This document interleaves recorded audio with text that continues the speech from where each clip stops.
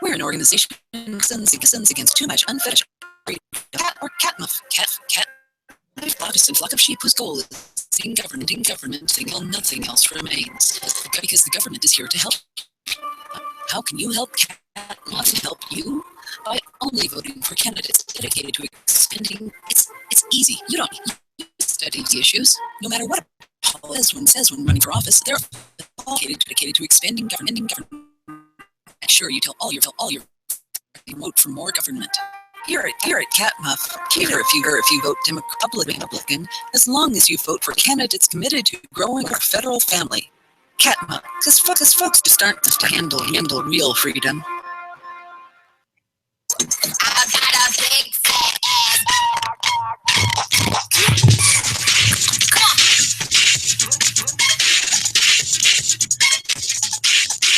And Flaming Freedom. I'm Remington Hernandez. It is that night of the week. It is Thursday night. Night everybody loves. Joined by Derek J. in the studio in Portsmouth. I'm sure. How's it going, Derek? It's going good, but why is it so scratchy? Does it sound scratchy? Like it's really glitchy for me. I hear things and they repeat. So it's, oh my God, Mike, like bad audio service is gonna come kill me. They're gonna actually just gotten better. I don't know what it was, but anyway, hey, how's everyone doing? We got a good show for you. We've got the amory debate we're gonna be talking about masturbation, how well the sex industry is doing at CNC. Your twink rump shirt on, and your make a great hat. So this is good. And there's an love finding matchmaking website. Finally. So that's the thing. Yeah. Yeah. Any comments on that? I can barely understand. Oh, well, and here I'll turn the video off, and we'll see if things get any better. But tell me, set up the amory debate for us. Tell us you think it's better to be monogamous than to be polyamorous. It's better to be because if you look at it, your love is a contract of which you agree to, and that contract is in like an exclusivity clause. Like it's you have to be exclusive to that person, and it's been that way for years. And I know a lot of people would say, "Oh, it's been that way. It's the gold standard. There's not the gold standard. Like, we need to break these norms." And I can't speak because I can hear myself. I'm sorry, Derek. Huh? Could you make it to where I don't hear myself anymore? Okay, great. Oh, good. What I was going to say, I was having a hard time speaking there because I couldn't hear myself over myself. But what I was going to say is that it's an exclusivity thing. Like if you're going to say that you love someone, you should only love that person in that way. Like you love family members and things like that. But loving a person is like a sacred bond of which you should stay exclusive to. You know what I mean? Yeah, I know. And Michael Dean is already pointing out how bad our audio is. Yeah, they should stay exclusive to them. I apologize to Michael Dean's audio service before they come and kick my doors down and kill me. I swear. I'll do anything you want. Anyway, it seems to have been fixed on my end, at least. Do you sound like you're underwater? Are you still swimming in a sea of cum? No, I wish. You do. You sound like you're in a sea of cum. I don't understand why. Like, I don't know. I just call that Tuesday. Just maybe. Could you back off your mic a little bit? Are you hearing yourself back? Do you sound? Let's do. No, I don't hear myself. No, I'm backed away from. Just back away from it a little bit, and we'll see how that goes. So here's my thing. We talked about this a little bit when we were live in studio at Chez Liberté, where I don't own my partner. I don't own Steven or anyone that I have a relationship with. So they're free to do what they want. They're free agents. They should pursue their happiness, whatever that means to them. And if that means having sex with partner someone who's different than me, then great. I mean, I imagine there's a whole world of sex out there. You know, there's all these great partners and people who have different kinks and things to do. But, Like, why would you restrict yourself to one person? Why is that love? And why is sex love? I don't think it is. you have to have a certain level of affection for a person before you just, unless you're a whore. Yeah. I mean, I can't like do things with someone unless I have like a certain level of affection for them. Like I have to actually respect the person before I just, you know, get in there and just give my modesty away. Do you understand what I'm saying? Yeah, I do. Here, keep riffing for me. I want to see if it's my headphones or what. And I don't like to see myself as someone who would just sleep with anybody, and I'm not.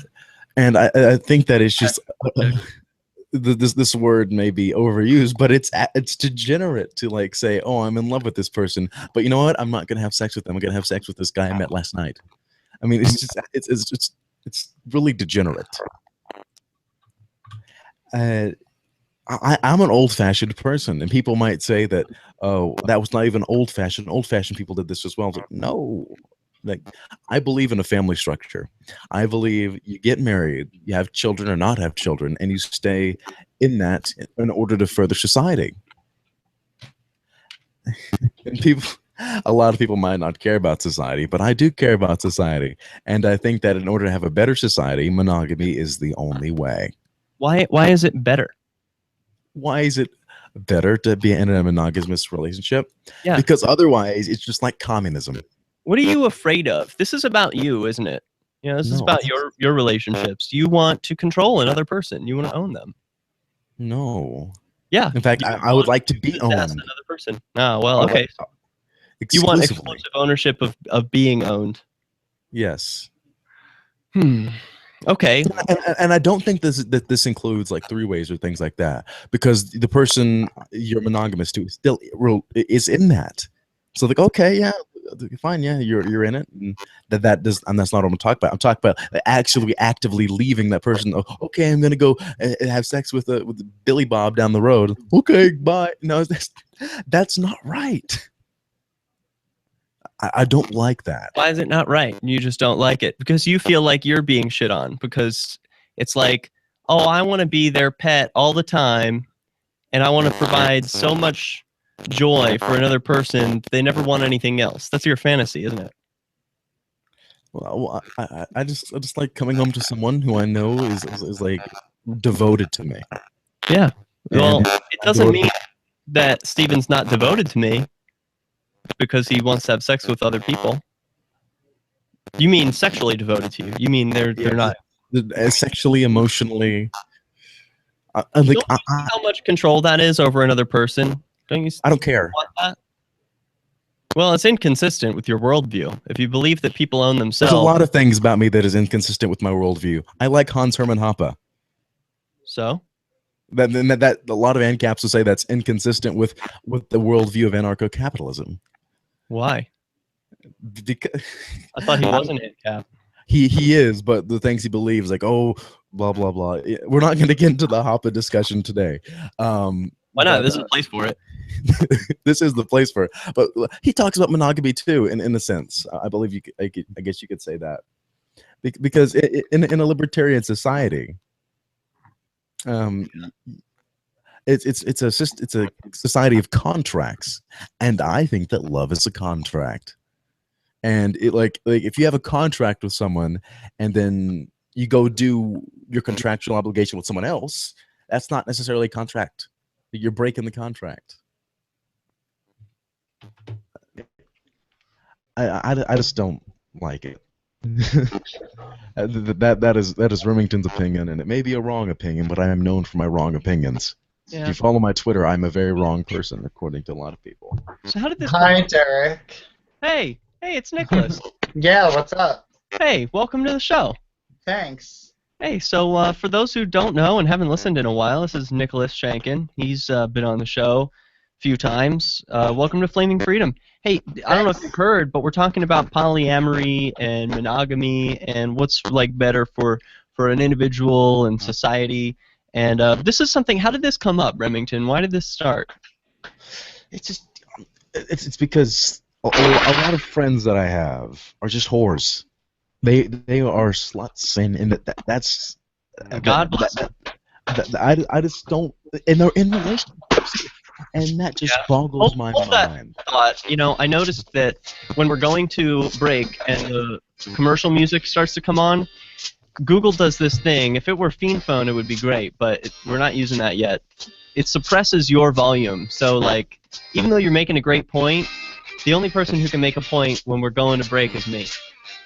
I wish that weren't the case, because usually y'all are better. But we're going to take a trip to the free market right now, and when we come back, we'll explain butts and monogamy. This is your Robertson Roberts Brokerage Daily Precious Metals Update. Yeah. Early trading Wednesday gold is $18. We got a message from a listener. $1,317 per ounce. Silver is 40 cents lower at $19.50 per ounce. Bitcoin is trading at $670. I'm not the best at articulating this point, but That's okay. Later this year Hey, has I think silver I fixed and gold the down audio. sharply, making it a great time. yeah, I don't hear the problems that I was having. Give us a call at 800. Well, it was on my end, and fortunately it didn't go into the recording. Online at rrbi.co. It all sounds good on the recording. Hi, I'm Rob Mathias, host of the Rebel Love Show. Yeah, Rob. And your rebel mistress. This ad is so hot. We're the sexiest podcast. You know what this is? Straight out of Manchester, Yeah. New Hampshire. Yeah, but the thing about it is, I would love to have Rob or Ann on to talk about this. Oh, great. Yeah, I'll invite him on. Drugs. I'm sure he's around. And And he didn't do an episode this week. we are your premier polyamory, hippie stoner, and all around fun. Listen lot to of that people just- screaming. Broadcast Tuesday night Is that great or what? 7 p.m. Eastern on LRN.FM and RebelLoveShow.com. I mean, a lot, like I've been listening to a bunch of different shows, and this has come up, and Oh, yeah, he's all about polyamory. It used to be a whole polyamory show. that's degeneracy. I'm not a fan. Remington Hernandez, Bold Feature News can confirm Remington Hernandez not a fan of polyamory. Just visit apps.lrn.fm or search for lrn.fm. Nicholas is having some trouble, I believe. Yeah, he was there. Rate us 5 stars, then share the link. Hey, I'm going to say, hey, come back. Let your friends and family know. Donald Trump walking out into the stage right now. His daughter Ivanka just delivered an introduction Really? speech Can you for. share your screen? Can you do a screen share? No, Mike Peters terrible. It won't allow it? No. Can you I just could- like plug the audio in or something? Or what? Can you hear it? Yeah. Is it coming out like Darth Vader or something? No, not this time. That was awesome, by the way. It I was. loved that. Was that cool or what? Hey, was. you're back. Yeah. Yeah, Okay. we're on a commercial break at the moment. Can you hear me? Yeah, I hear you loud and clear. Okay, so only the air can hear when you make announcements, but like you can hear us. Yeah. Huh? Okay. Yeah. The issue is because of the way it's all set up, when the commercial breaks are coming on and out, like when we're going to a break and coming from a break, whenever the music is on, the first like 30 seconds or the last 30 seconds of a segment, I I'm see. the only person who can talk. I wish Well, it were- I should take this opportunity to tell you that I saw your sister yesterday. Oh, cool. I was sad that I didn't visit her. Yeah, so is she. I know. Well, you know. She called you a jerk. Yeah, she would. But she's always working. I'm supposed to assume that she's at work. Yeah, she was coming from work when I saw her, so. Yeah, no surprise. Visit her at the hospital. You know, I'm in Philadelphia. If I get shot, I'll see her. No, if you have a baby. Or if I have a baby, yeah. No, she treats gun wounds. Hi, Remington. It's nice to meet Oh, you. It's nice to meet you as well. Sort of in person. It's Philadelphia. It's half the job is gun wounds. You know the creator of Action News died. You know, like on Channel 6 Philadelphia. Like the guy that invented the Action News format, he Wow. died. Oh, hey, we're coming back. Streamed around the Oh, wait. clock on the air. Wait. Hold on. This is the Liberty Radio Network at LRN. 30 seconds. FM. Hold that thought. Welcome back to Flaming Freedom. I forgot to mention what day it is. Sometimes that's helpful. It is July 21st, 2016, and tomorrow I'm doing the New Hampshire Independence Celebration in Portsmouth, New Hampshire. Come on out, join me. I'm going to be dancing, singing, doing yoga, and having a poll where I'm going to poll the general... I don't know what to call them. They're not an audience. I guess for the moment, they'll be the general audience about what they think of New Hampshire independence. Do you want to be a free and independent state? Do you believe that people should be able to leave groups that they've joined? Or, you know, what do people think? So we'll have all that. And, yeah. So we're talking about, should we delay this polyamory debate, or I think it's perfect that Nicholas is on, because you have a lot of experience with this. But Remington was just telling us how this all started. He said he has a lot of friends, and they're sluts, and then he posted to, what was it, the Gay Narcist group? It was, yeah. Yeah, so you posted to the Gay Narcist group and said, what? What was your exact post? Do you have it in front of you? Yeah, let me get in front of me. Yeah, read your post, and in the meantime, I want to hear what Nicholas thinks about all this. Give us your background. You've had polyamorous relationships, right? Yeah, actually, up until recently, I was in a really happy and committed one. We were partnered with one another, like we made life decisions together, supported each other through difficult times, but we also had the freedom to sleep with other people if we wanted to.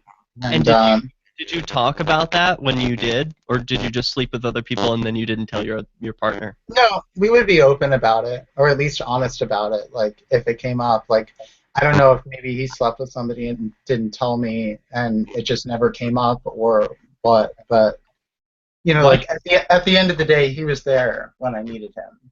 Yeah. I don't think that's healthy. What? It's not healthy. Why is that? That's not how a relationship is supposed to work. According to whom? Oh, Yeah. don't give me that. According to my viewpoint. Okay, so according to you, how are relationships supposed to work? Well, I describe this relationship here. Let me first read the post. Oh yeah, let's read the post. I think that the homosexual community needs to focus more on monogamy and biological reproduction. Call me old-fashioned, but I like having an exclusivity pact with my partners. And that's the end of the post? Yeah, that's the end of the post. Yeah. Are you trolling? Like, you've got to be... There's nothing... Not a single ounce of that post is correct. Like, all of it is wrong. It's all wrong. Well, that's your opinion, Derek. The homosexual community, first of all, doesn't exist. There's no such thing. And homosexuals... I agree. Actually, they don't even exist. We've already been through this on the show. It's sexual diversity now. We're not even using gay, straight, homosexual. Well, I am, Derek. Well, there is no homosexual community, so you're talking about yourself. There is a homosexual community. It's those LGBT weirdos who always harass people. It's the mindset of many gays across the United States and the world. I think there are many gay communities. There is not one. I think that there is a whole kind of mindset for a lot of the gay community. Like for group, all of them have a similar mindset in a lot of areas. Like what? Well, like for this example, a lot of them believe that monogamy is terrible. My boss does. Milo Yiannopoulos does not like monogamy, at least in homosexuality. Yeah, it doesn't make any sense in homosexuality. It does. For straight people 150 years ago, when you needed to stick together to raise kids, this is just that's what I want. I want a husband that I can raise my children with and raise them in a nice family in a nice neighborhood. Then why can't you just go do that and not tell other people how to live their lives? I'm not telling other people how to live their lives and express my opinion. You're saying this is what the homosexual community should do. You're prescribing for other people what they should do. Why don't you just show them what they should do? Because that never showing gays how to do things never works. I don't even know what that means, Nicholas. I actually don't know what that means either. I mean, another thing. I've had monogamous relationships. Like, if I would feel cheated if like my husband or my boyfriend had sex with another person, I would feel cheated. Why? Okay, so That's the definition of cheating. okay, so here's a hypothetical situation. Suppose that like on paper, like at his day job, your significant other, your partner, your husband, whatever, is like straight-laced, heteronormative, like loves his boyfriend, you know, top or bottom, like at riskiest, on the outside, and that's how he seems. But actually, like internally, he has this like seriously kinky side where he's into like intense hardcore BDSM, and that's something that you're not interested in. Now the two of you love each other. Well, see that's adapting. You adapt in relationships. I may not be into it, but I'll do it for him. You would do it for him even if Yes. you didn't like it, or Yes. like, because like for me, I know personally I don't like to be tortured, and I definitely don't like to torture others. So for me to even pretend this is why you should like have the idea boundaries. of me like pulling out a whip If- and spanking somebody like If and telling them that they've been bad, like I couldn't do it with a straight face. So like I know that like I could never satisfy that for another person. So like when I talk about my past relationship, like somebody that I've been with in the past actually had that side to them, and I was happy to allow them to express that and leave me out of it, because some people just go that way. and you know, that's part of relationships. You adapt and you grow. If I loved someone, I would certainly change for them. Not major things, but I would That certainly. is awful. You should not change for another person. I don't know. I guess that means different things. When I heard you say that, it sounds like I'm gonna Well, change. I don't mean like fundamentally. What I mean is certain things I would do for them that would make them happy. Sure, that's I- love. Yeah, but I wouldn't go on lives like okay, Jerry down the street, go have fun. No, I wouldn't do that. That's gross. That's wrong. I think that shows a weakness in you, a vulnerability, and some other people may call it a strength, but I'm gonna say I think that is a lack of confidence in yourself. You know, if you were confident that your partner loved you, you would allow him to be free and have sex with whoever he wants. And you would put on as much of a show, you would try and be as attractive as you can to make him only want to have sex with you. But if he wants to have sex with other people, then, you know. Well, then that's the end of our relationship. Yeah? What if he just, I mean, don't you think that's a little controlling? Well, I Control wanna is fine. interject, though, and say that sometimes I enjoy being with somebody so much that the fact that they want to be with other people is okay, because that means that I still get to be with them when I'm with them. Yeah. Like there's a lot of relationships that I could just end because people want to sleep with other people, and that's like really closing the door on something that could lead to maybe potential monogamy down the road. And I'm sure, like, as I get older, I'll probably settle down with a life partner, and we're not going to be sleeping around as much, and things will be a lot more settled. But for now, like, I want to be young and free, and I also want to be able to love people. So Hold that thought, Nicholas, because we're about to run to the free market. And while we do, I want our listeners to check out anarchy.love. Anarchy.love. Smash the state, but don't do it alone. You can post yourself there and meet others. It's free. Is spreading the message of liberty and peace around the globe worth 15 cents per day to Yes, you? it is, As you Ian. may already know, in addition to our internet feed, I love hearing broadcasts Ian. on free-to-air satellite Ian is my across the friend. Yeah. All right. I'm really bored with this topic, to be honest. I want to move on. There was someone who there was someone in the Gaynarchist group, Sasha Martinez, who wanted to chat about this, and so did really?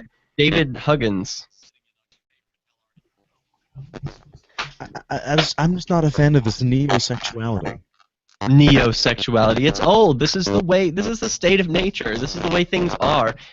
Guys want to have sex, you know, with as many partners as they can. That's biological. We need to impregnate the whole world and reproduce. That's like how we do it. Have you ever seen Pollen? Well, then reproduce with me. Sure. Reproduce with you? Yeah, that's what I'm going to tell my boyfriend. Reproduce with me. You could do that. So, And my I'm not saying like if I was there taking part in it, yeah, sure, we could do things with other people. What's the term for this? Heteronormative, right? You're heteronormative. yeah. Yes, and I don't care. I hate that term. It's a stupid term. Yeah. Well, it's accurate. What you are. Well, heteronormativity is what keeps the world going. Maybe, but I don't need to. Because without it, nobody would stick around for families. The world would go into dystopia. That's true. I mean, I see the family argument there, but like I also think that like there's a balance even now. Like not everybody's polyamorous, and like not everybody like, and maybe like a lot of gays seem that way now, but like they might not in a couple years. You know, like let the STDs kick in. And you know, no, that a lot of gays don't care about STDs. There are people who actively go out searching for HIV. Yeah, bug catchers. That's disgusting. Those people want to die, and I hate it. Yeah. Yeah, we all want to die in some way. I don't want to die. It's an inevitability that I'm going to, but nobody. I don't want to. Yeah. It's just like, oh, I broke one of those arbitrary laws. I'm going to jail. I don't want to, but it's gonna happen. I gotta pull up our notes so that I make sure we have other stuff. We do have other stuff. We can talk about how long is the longest masturbation check session? Oh yeah, I want to talk about this. I think mine was this week. I masturbated so long. Oh my god. Like you're buzzing. All day. Okay, I unfortunately think I'm gonna drop off. Why? You don't want to talk about that? We can talk about something. No, not really. You know, talking about sex, like it's not really my thing. Oh, come on. Well, let's talk about something else then. I've got other stuff. Man accused of pulling a gun on protesters in Portland. Escorts making money hand over fist at the RNC. Oh, I got a good one. Sounds like an interesting topic. You want to talk about that? Yeah, I could talk about that. Male escorts making money at the RNC. We got another one. A listener wanted to talk about ANCAP stuff. Like what? Well, he's not an ANCAP. I'll read it. Well, let's do that. Hold on. Let's move to that. Coming back. Here we go. Creative Commons. While our satellite channel is free to listen to, it's not free for us. You can help us cover our satellite costs with the chip in on the right side of the page at lrn.fm.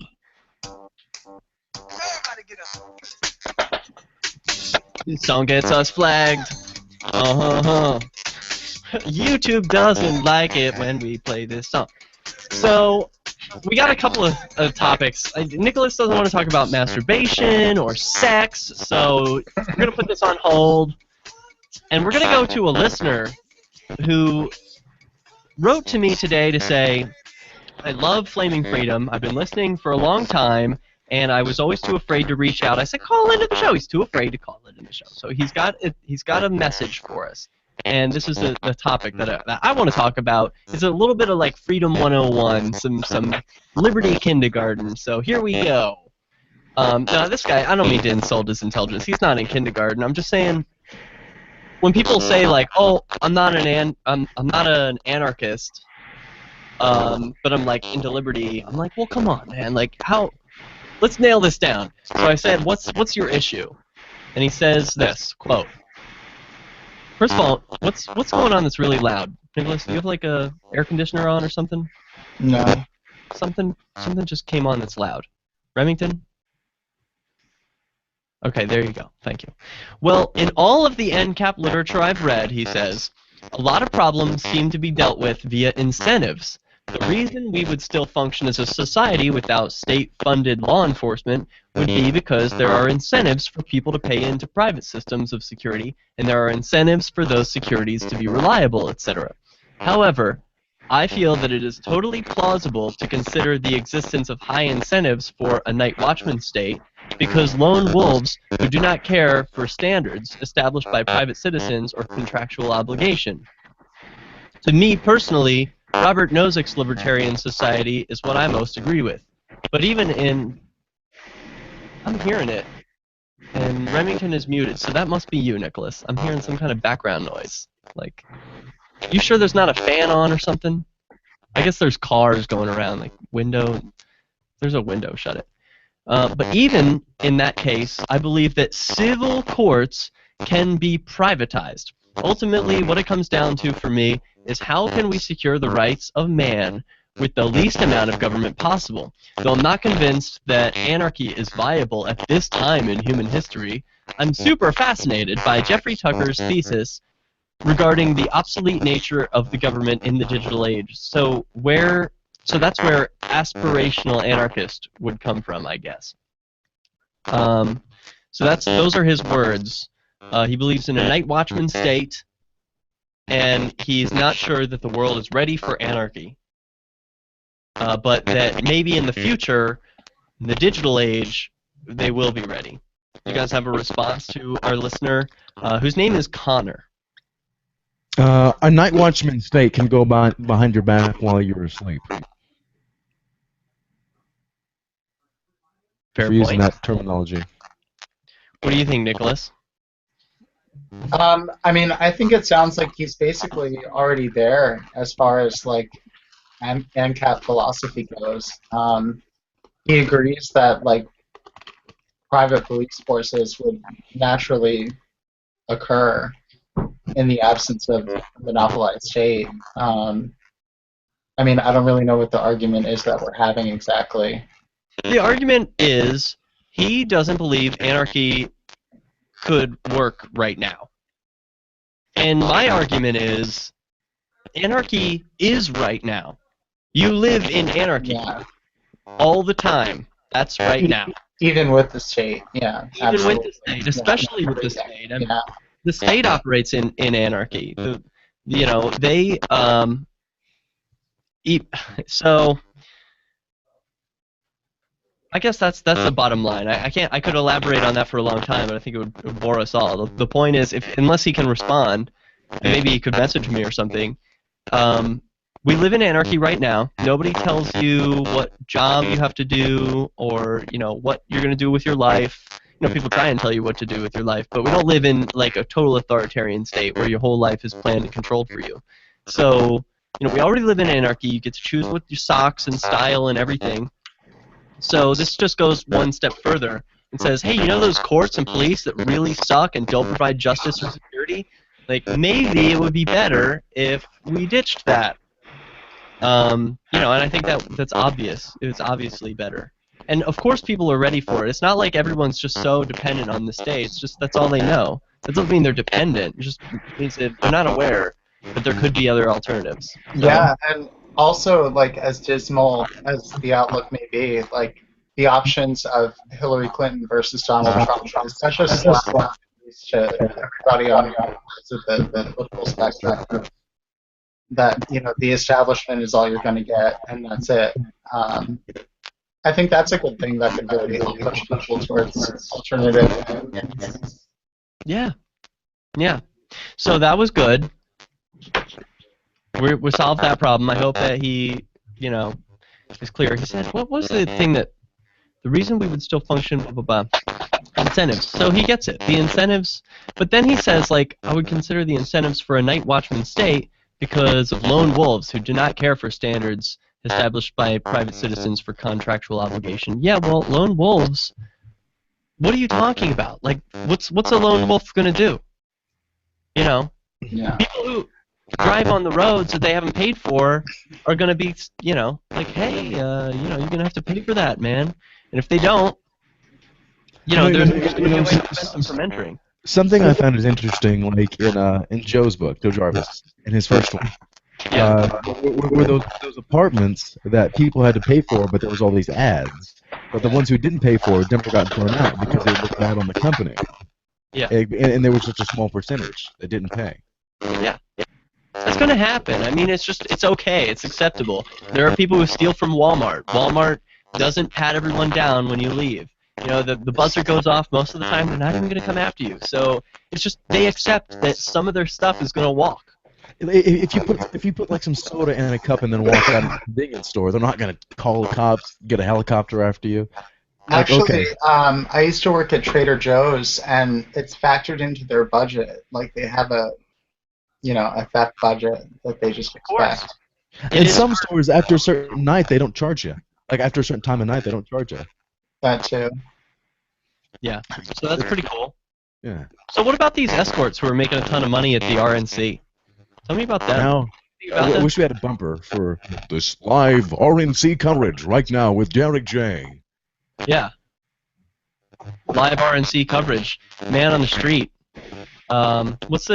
Someone made a joke on my Facebook like, hey, you want to see an elephant trunk? Or something like that. It's too long for me to read. I can't read it. Do you guys have it in front of you? The New York Post thing? No, I don't. I could very easily get it in front of me. I'm going to get in front of me right now. I'm moving It's to been a great week for gay escorts in Cleveland. Male prostitutes contacted by the Post, said business is booming and Republican National Convention attendees, most of them are married, are clamoring on their services. Businesses have been better. I've seen 10 clients so far, one male escort said. Most of them were first-timers. You could tell they were nervous, but once they became more comfortable, they seemed to be having a good time. Another escort said he nearly earned $1,600 since Monday, over 6 times. Most of them were first-timers? That's weird. You think that's, Well, some of them, like, this is the first time they're getting out of their comfort zone, and they're like, okay, I like Yeah, men, that's but- true. And a lot of these people may be men that traveled on their own, like they left their wives to come to the convention or whatever. But this also sounds a little fishy. I mean, like, it's tough. Like, and this is an unfortunate side effect of the state. But when you make it professional legal, it makes it sort of hard to interview people and then cite them as credible people. Like, you can't like interview like the average heroin dealer about how his heroin sales are and expect a quote that's credible in the paper. Like, who's making these quotes? Who are these escorts? Like, yeah. Well, it just says another escort said, like, quote, Yeah, I normally only make, well, hold that thought, because we're running to the free market where you can pick up your own escorts at anarchy.love. Just kidding, I'm not sure there are escorts there yet. It says I normally make $200 to $300, but I've been seeing lots of guys in hotels downtown. He said the clientele is between 40 and 50. Mostly married white men. In Jesus. Survivor Max no, bites, Maximus scavenge. they can't hear me anymore, right? No, I can. Yeah, no one on LRN can hear me. Okay, I mean, but that's like the typical clientele for male escorts or 40 to 50-year-old married men. Like, Yeah, I would there's think nothing so. unusual about that. Yeah. Because I guess that's true because like guys who want to experiment, like or get out there, like our age who are attractive, they can probably go out to a bar and get someone. Man, these hookers are cheap. Listen to this article. I mean, maybe I should just wait for the. Oh, what's an interesting topic actually is how Grindr has affected the male escort market. Hold that thought. I think we should talk about that on air. Well, I mean, I can't back any facts up, but like, We'll a lot easier to get talk laid. about it. Yeah. All right. Yeah. Don't blow your load. Coming up, we'll tell you how Grindr has affected the male escort market. Yeah. It's worse. When Flaming Freedom rolls on. Flaming Freedom rolls on. Like it's just destroying everything in its path. Flaming Freedom. Apparently, Michael says that my audio is 80% worse than the worst audio he's heard. Yeah, why is your audio so bad right now? I don't understand. It's I think better it's Google. than it was at It's the beginning. It's probably Google, yeah. Because your microphone is good. Yeah. My microphone is good. You always sound really bassy, and I know that's your voice, but on my microphones in studio, you didn't sound that way. Are you adding some bass? Michael is. Michael is He's attacking us, huh? he's attacking me. No, blaming Google is a what does he say? Cop out. If you really cared, you'd use Fiend Phone, or even Skype would sound better. There's a saying, it's a poor workman who blames his tools, as in, if you cared, you'd have better tools. Right, Derek Freeman? You know, amen. If you want to try Fiend Phone, you know, I'm ready to set it up. I'll set it up with you. You've used Fiend Phone before, right? Yeah, I have used it. I could start it up right now. Yeah. Then we still Next have break, let's do it. I don't think it's... Yeah, Nicholas, do you have Fiend Phone? I don't know what that is now. If you can open up Skype, you can do like a dual feed. Let's just leave it alone. We're gonna have another guest on, you know, so... Are we? Yeah, Sasha. Oh, really? I've actually never spoken to him face to face, but we talked. Well, it's a very gay anarchist night. We got all the gay anarchists. I hope David Huggins comes on too.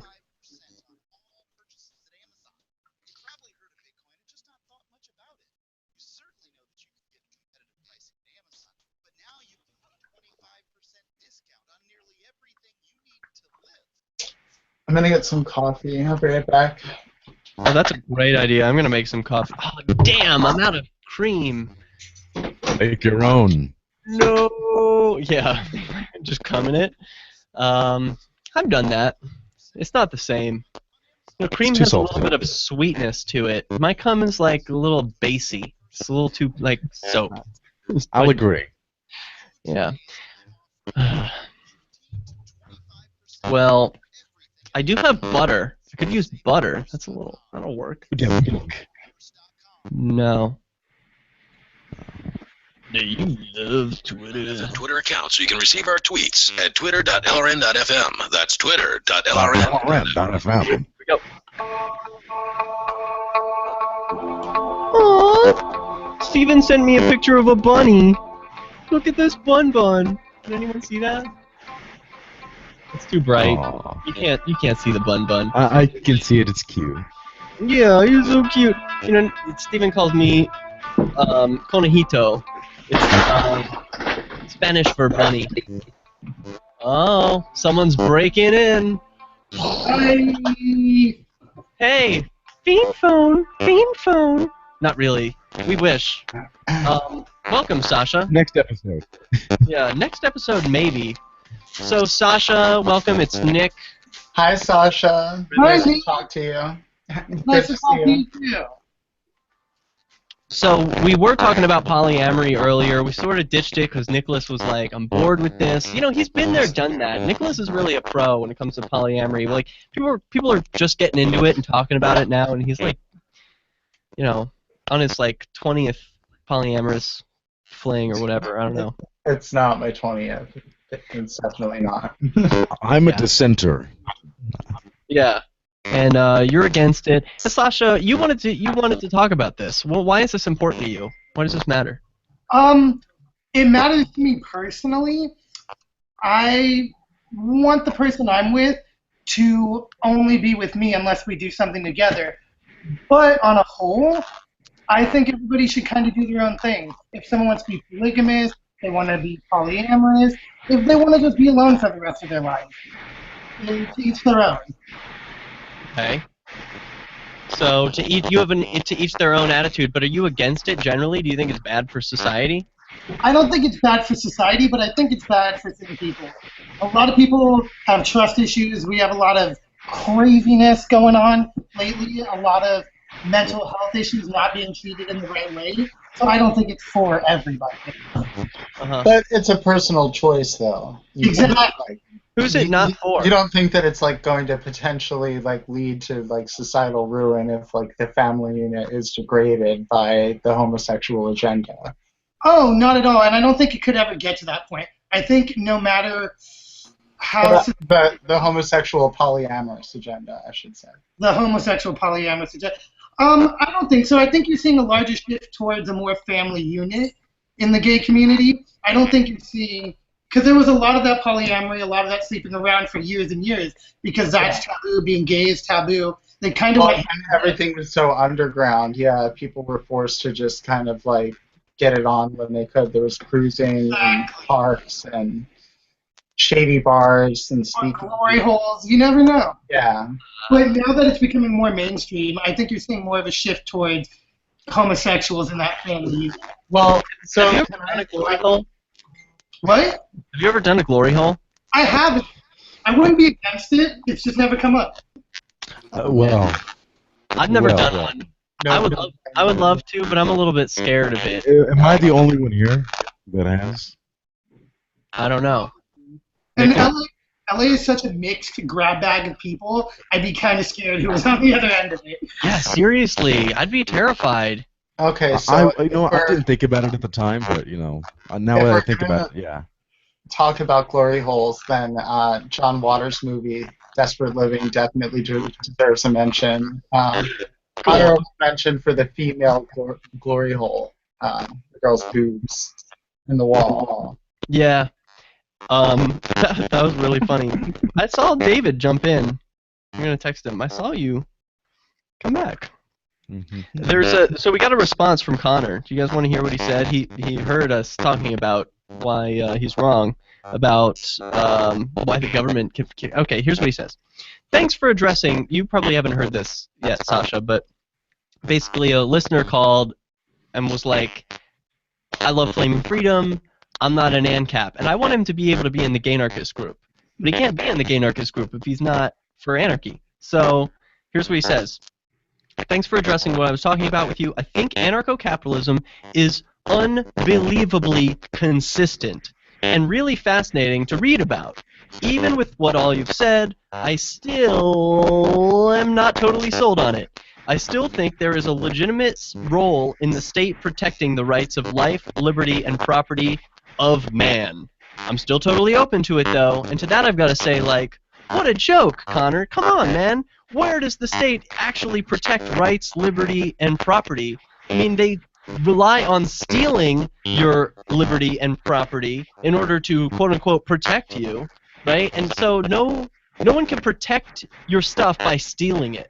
Like, if a mafia guy comes to your door and is like, "Hey, Connor, I got some protection for you. It's only going to cost you $1,000 a month, and if you don't, then I break your legs and I throw you in a concrete cell." Like, okay, well, that's not protecting you. That's threatening you. So the state can't... Say it again? That's no different than what the government does. Literally, that is what the government does. Well, Minus the coming to your door part. They just expect you to mail in a check. Well, a lot of us were on that evolutionary path, so it just seems like he's at that stage where a lot of people like us were at. I didn't just go from statism to anarchy. I kind of evolved. I went statism, libertarianism, and then into anarchy. So he's just on that path. He's just not there yet. I know, so we gotta help give him a push. We gotta explain. He's open to reason, which most people aren't. He's like, I want to hear sound argumentation, and I'm not doing like an awful job, but I'm not doing a great job. So, someone give us a good argument. Why? What did he say? This is totally wrong. I think that there is a legitimate role in the state protecting the rights of life, liberty, and property of man. You know how I protect my property? I shoot all people who encroach on it. I protect my liberty by putting down the people who want to affect it. Yeah. I mean, that's one of the great things I would love about anarchy. Anybody encroaches on my liberty, on my right to do things, my property, well, they are violating the NAP, and I can kill them. Thing is, like, they don't protect your life. That's a fact. 2005 Supreme Court has ruled that they don't need to. The police have no obligation to protect you. So, like, if that's one of the things that you think the government does, you've been sold a bill. This is a lie. That's not the case. Yeah, that's just not what they do, and that's something you can verify for yourself. He says, why couldn't it?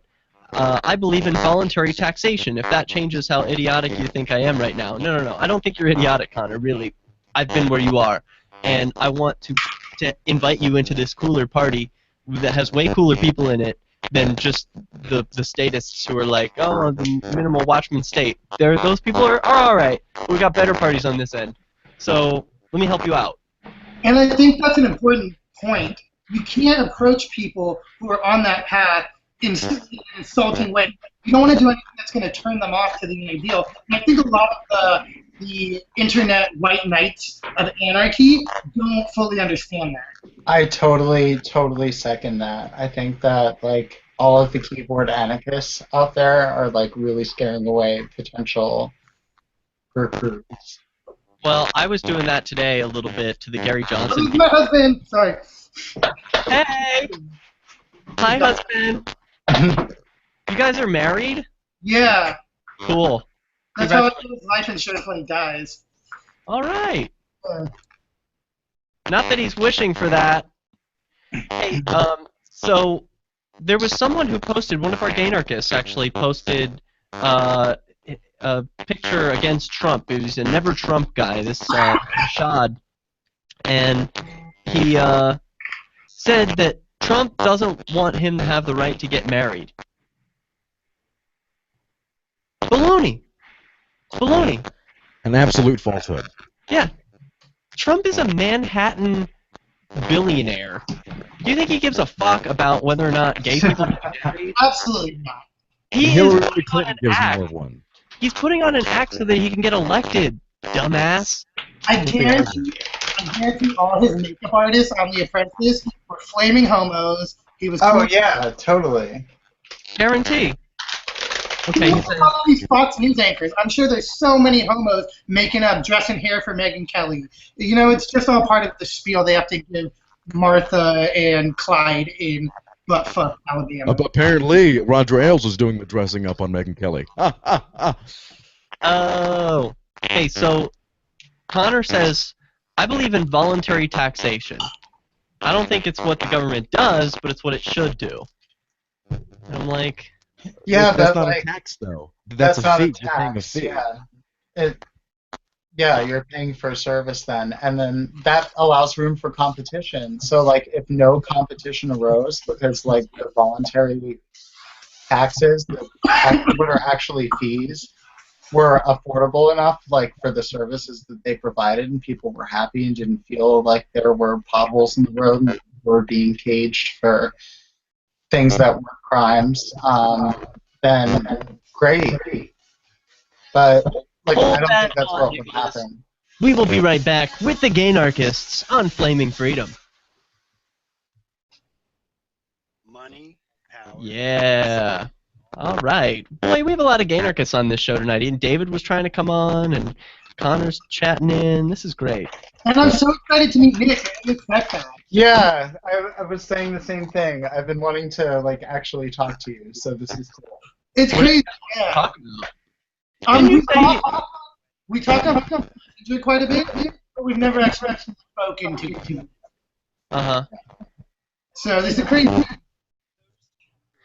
You said something, we posted a picture of ourselves over in New Jersey. You said we're two of your favorite gaynarchists or something. I was like, favorite. Yeah, all of my non-real friends, or like non-live friends, are gaynarchists or anarchists in some capacity, because they're who I can associate with on the topic. Not a lot of people either.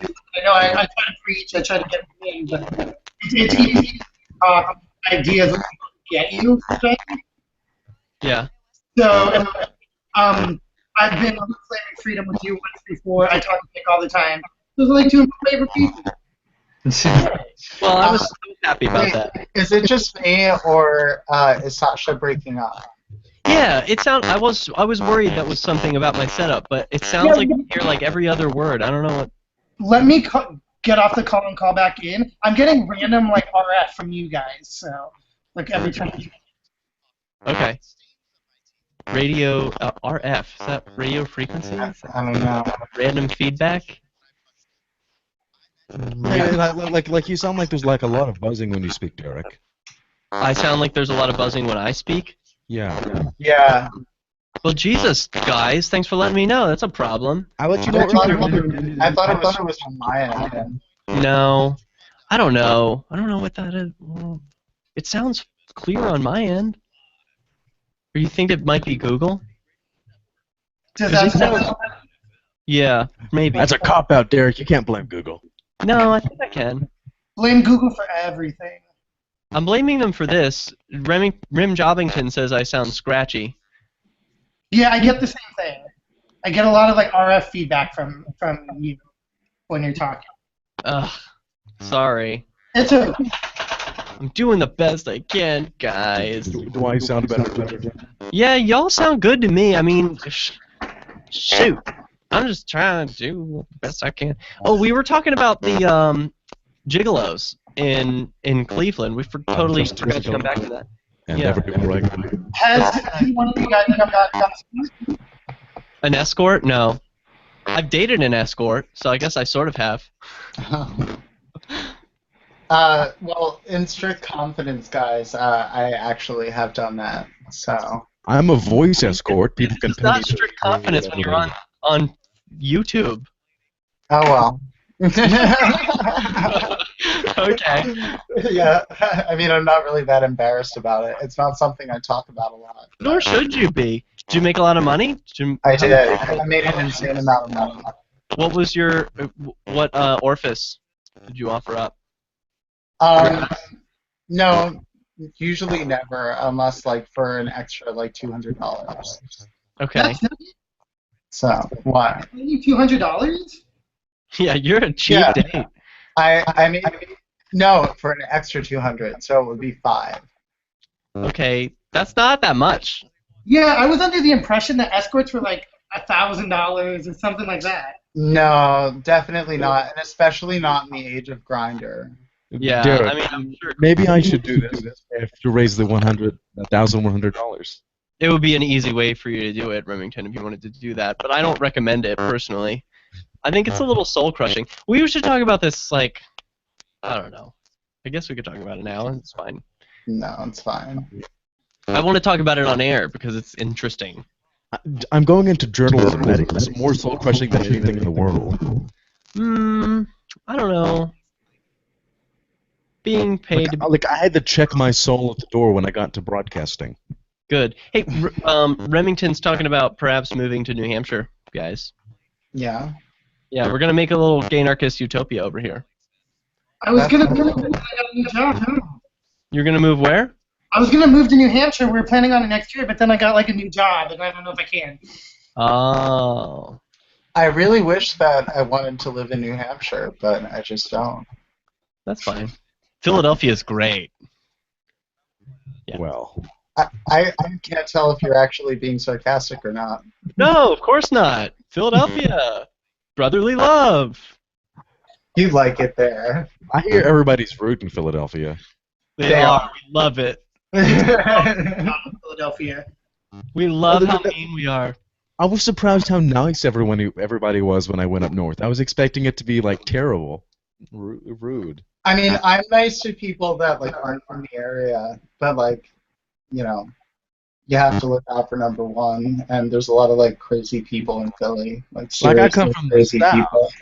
Everybody's nice in the South.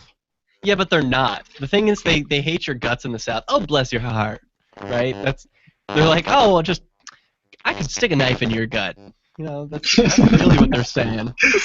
I prefer that than some guy shoving me out of the way. No, I prefer the shoving. That's more my style. Like New York, you just throw your elbows, as you're walking down the street. I don't know how anybody inhabits New York. Oh, I love New York. I love New York. I love New York. If it wasn't for the weather, I would live there 100%. Love. So wait, what do you not like about the weather in New York that you're willing to endure in New Hampshire? No, I'm willing to endure New Hampshire because it's a community with a lot of people who hold my ideals, and that's worth something to me. New York is just fun. New York is just full of assholes. Yeah. Like me. That's amazing. Yeah, I do like that. But yeah, Jared, if anybody up there says that, hey, I'm open to a roommate, then you know what? Give them. There are plenty of people who are looking for roommates. I mean, you will not have a hard time finding. Go in the Porcupines group on Facebook or the Free State Project group and just post there. And post a cute picture of yourself. Say that you've been here before, and someone will take you right away. Okay. It'll be easy. Okay. There's a ton of people who have rooms for rent. Okay. Wunderbar. Yeah. Oh man. So Nicholas, was it just that you didn't want to share about masturbation, or you don't want to be on a show where people are talking about masturbation? No, I mean, I don't really have a whole lot to say about it. Gonna leave if we talk about it? I'm not gonna be like, I'm leaving this thing. I'm leaving. Yeah, no. You guys are talking about too much sex. But like, what's the longest time you've ever masturbated for? Like, well, I think I made a record today. It was like 5 hours. It was so long. I couldn't believe it. Were you on crystal meth? Because if you were on crystal meth, you could do it for like 3 days. Oh my god. No, I was not on crystal meth. Maybe I'll try it. Okay, welcome back. No. Oh, I was just listening to the song. Yeah, this is a great song, isn't it? Crystal meth masturbation sessions. 3 days. Who's keeping count? And it could all be yours. Yeah, I want to know who has had the longest masturbation session. I went for 5 hours yesterday. It was unreasonable. I mean, I was pretty ashamed of how much time I wasted afterwards, but I still think it's an incredible feat, and I'll bet there are people out there who have masturbated for longer. So, I want to hear about it. I want to know. Can anyone beat that? Anyone on the panel? 6 to 7 hours. You're kidding. You've beaten 5. You've gone 6 to 7 hours masturbating. I was sitting here working on the computer using only one hand to work, and I was just, just passing the time. Just stroking while you're working? Yeah. Well, that's productive. Yeah, I edged a few times. It was just, A few? I would think you'd have edged like 100 times. well, I kept a pace, and then once I just kind of like went really fast and then slowed it down. It was periodical. Yeah. That's great. Well, good job on that. Well, at the end of that, I had to like mop up everything. Jesus. Okay, I don't need to know that. Hey, we were talking about gigolos and how much money they make at the convention.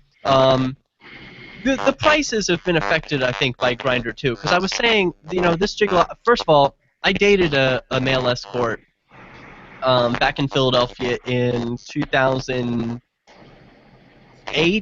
2009, and he made $250 an hour, and that's what they say they're making in Cleveland, and that's like generally what they charge. So I would say there's been no change because of Grindr, and he says he's only making $800 per day, which he thinks is a lot, which I think that's not a lot for an escort. Like if you stay over the night, you're gonna make $1,000. It's $300 basically just to meet an escort for anything for an hour. And then, like $250 or so on top of that. So they're not making a lot. How much was Julia Roberts in Pretty Woman? I think that's what I base my assumptions on. I feel like it was way cheaper then, like a $50 hooker. Well, you can find a $50 hooker, like if you know where to look, at least here in Philadelphia. I mean, oh yeah, right by where you used to live, Derek. I know, right outside my window is where they always were. The trainee hookers, man, they were beautiful too. It's a shame they charged so little. They, I think they could have made a lot more. They were some beautiful women. I never saw, I never hooked up with one or anything. But... Well, see, the sad reality about it is that guys are picking up thinking like they're women. No, and, they know. On this corner, trust me, they know what they're doing. Yeah, they know what they're getting into. I sold tranny porn for like 9 months, and heterosexual men love tranny porn. Oh yeah, it's the highest selling porn for Poster all pre. porn. Tranny porn makes the most money. No, poster pre-op. No, pre-op. They want to see. Yeah, no, with a dick, but with tits. We used to sell this movie when I worked for the tranny porn company called Where My Wang Go, and it was trannies. They would do a scene pre-op, and then they would post-op. Cool. And it was way more popular pre-op. People like that. Well, yeah. I think it's a waste. You want to see a dick? Come on, it's porn. Where's the dick? That's what I'm into. It's a waste to cut it off. In fact, if I was an authoritarian, I would make it illegal to cut it off. Oh wow. But I'm not. But I'm not an authoritarian. I would do a lot of things if I was an authoritarian. Well, Nicholas, you had something you wanted to say about escorts or something, right? What was that? No, just a comment on Grinder. Oh yeah, what about this? Yeah, what effect do you think Grindr has had on escorts? I mean, first of all, it's been around for how long would we say Grindr's been around for? Like 5 years now? 4 or 5 years, yeah. Yeah. And we all have used Grindr, yes? I have not. You have not, Sasha. No, I've been with my husband for 6 years. Like, yeah. So it was, when we met on Craigslist. No way. Yeah. What? What was the ad? Who posted it? I don't remember. Maybe I did. It was the first time I'd ever been on Craigslist. Craigslist just like the Windows 95 of Grindr. I just broke up with my ex, and I was like, I'm just gonna fuck some dude. And then I met him, and we ended up like talking all night instead of fucking. And yeah. So I never was around for the whole Grindr as a single guy. Well, now you're partnered. You haven't used Grindr even with your partner? No, we open to a threesome, but we haven't had one yet. It just hasn't come up. There are a lot of couples on Grindr who are like, hey, this is me and this is my partner and we both want to have sex. So, hey, what do you think? I think it'd be more of a special occasion. I feel like Grindr, there's like a regularity. What's so special? What do you? With a really good friend or something, someone that you Well, like. Well, I think it is a special occasion. I had some really good sex recently with someone who I found on Grindr with my partner. So Steven had sex with him first. I didn't know about it, but he told me about it later, which I appreciate. And then was like, we should all have sex together. And he was so good. I was terrified. It was my first threesome, by the way. No, it's not. It was my first random threesome where I didn't know the person, and I was afraid of how it was gonna go. But I saw him fucking Steven. That just blew my mind, blew my load. I was like, sorry, Michael Dean is yelling at me about all the audio. The bottom line is a lot of escorts are making money at the RNC. It's not an exorbitant amount of money like the articles wish we thought, like, oh, Republicans, they're all into gay sex. Like, the escort scene in Cleveland is nothing new. And that's it. Yeah, basically. I have other topics, but I'm honestly more interested in knowing, since I have you guys on, like, what are you interested in these days? Like, what's on your mind? What have you been posting to the Gay Anarchist group? The Democratic National Convention is coming to Philadelphia in the next coming weeks. Hey, maybe you can make some money, Nick. Yeah. Yeah, I don't know. I heard that there's tons of deals on hotels and city transportation is going to be a nightmare. Yeah. Okay. The Clinton machine is gonna roll over us. The Hillary machine? Yeah. What's the term for her now? Clump. I like clump. Like Clinton Trump. Yeah. Yeah. What about you, Sasha? What's important in your life? What's going on? The new Pokemon games are coming out in November. Oh, are you playing Pokemon Go? I'm not. You're not? I'm not a big fan. You're not a fan of what? Pokemon Go. Why not? It's boring to me. There's a lot of information sharing issues for me. It's just not worth it. And I don't want to waste my time when I got a lot of fucking work to do. Can I say fuck? Yeah. Okay. There's a... Okay. Yeah, huh? Pokemon Sun and Moon is coming out in November. Yeah, I don't know anything about that. Man, I don't know anything about Pokemon. Someone out there does. relate. I know some things about Pokemon. Played it when I was a kid. It was a great game. Are there gay Pokemon? Are there hot Pokemon? I remember Brock being hot.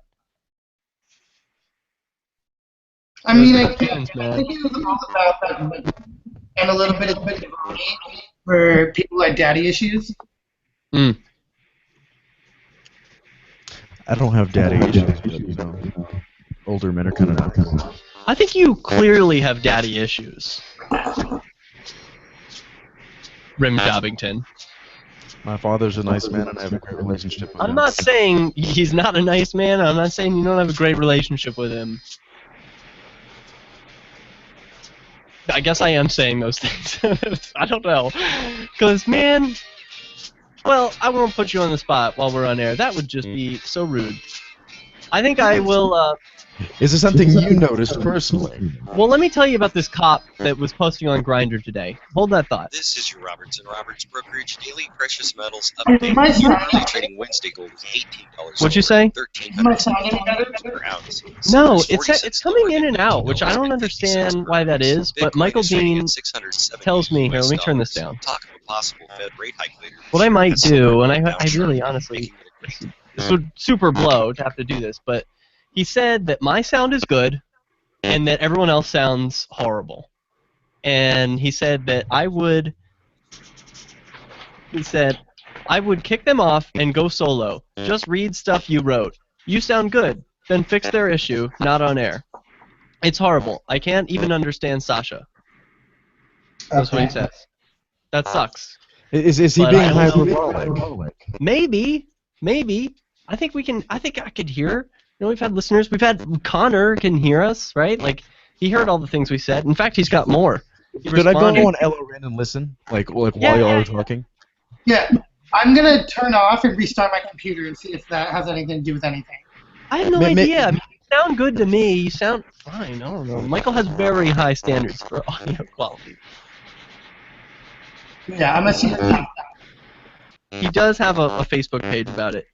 All right. It says, in an anarcho-capitalist society, wouldn't there come a point where there would be private defense organizations or private militaries that would be funded by different groups of people who would in essence be funding militaries that would be defending a minimalistic state? I just don't see the distinction between the Night-watchman state that I'm talking about and the anarchist society you're talking about, I guess. No, there would not be, I would not pay an organization that would have a military. Fuck no. I would never pay an organization to have a military. Because the first thing I'm going to think is, okay, who's watching you? You know, who's watching your bullets? How many tanks are you going to buy? Fuck that. You know, I'm not going to trust anyone like that. So no, I'm not going to have some organization that I'm going to voluntarily give money to protect a geographic region. What I would be more likely to do is pick up my own arms for defense, have my own security, and contract with a private firm like I would with AAA or any kind of car insurance agency. Like, oh, you're looking out for me? Great. I don't have to have the same car insurance as my neighbor. You know, we can have different car insurance. We can have different homeowners insurance. We can have different fire insurance policies. You know, and this is just insurance against invasion. So this is insurance against bombs. You know, whatever the state currently does, I could get insurance to provide for that. And no, it wouldn't be a minimalistic state for me to live in my house alone and have a policy that protects me. That's not a state. I agree. Okay, Are you drawing, Nicholas? I am. What are you drawing? A skeleton. A skeleton. I'm drawing death. Yes, I am. Oh, that's good. Meditate on that. Derek, did you ever listen to KYW News Radio? Of course, I grew up listening to it. Wait, Nicholas, you have to make noise when you put that up on the screen. So Oh, sorry. camera goes to you. There you go. Say something. Hey, something. You can just click him. Yeah, I know. All right, here, I'll click him. You show me that again. I like it. So what's he doing? Is that his what's under his neck? I don't really know. Is he laying down or what's that? I guess. He's just got bones. Yeah. His I bones don't get know. very confused. I just have all my art supplies out. I brought my friend Rachel earlier for her birthday. Rachel, please. Let's see. I always think of that song. Hey, cool. Hey, that's very Magnetic Fields. Thanks. Oh wait, we're back. Let me turn this up. Just watch. Hey, this song was a hit at our dance party. Everyone loved this song. Yeah.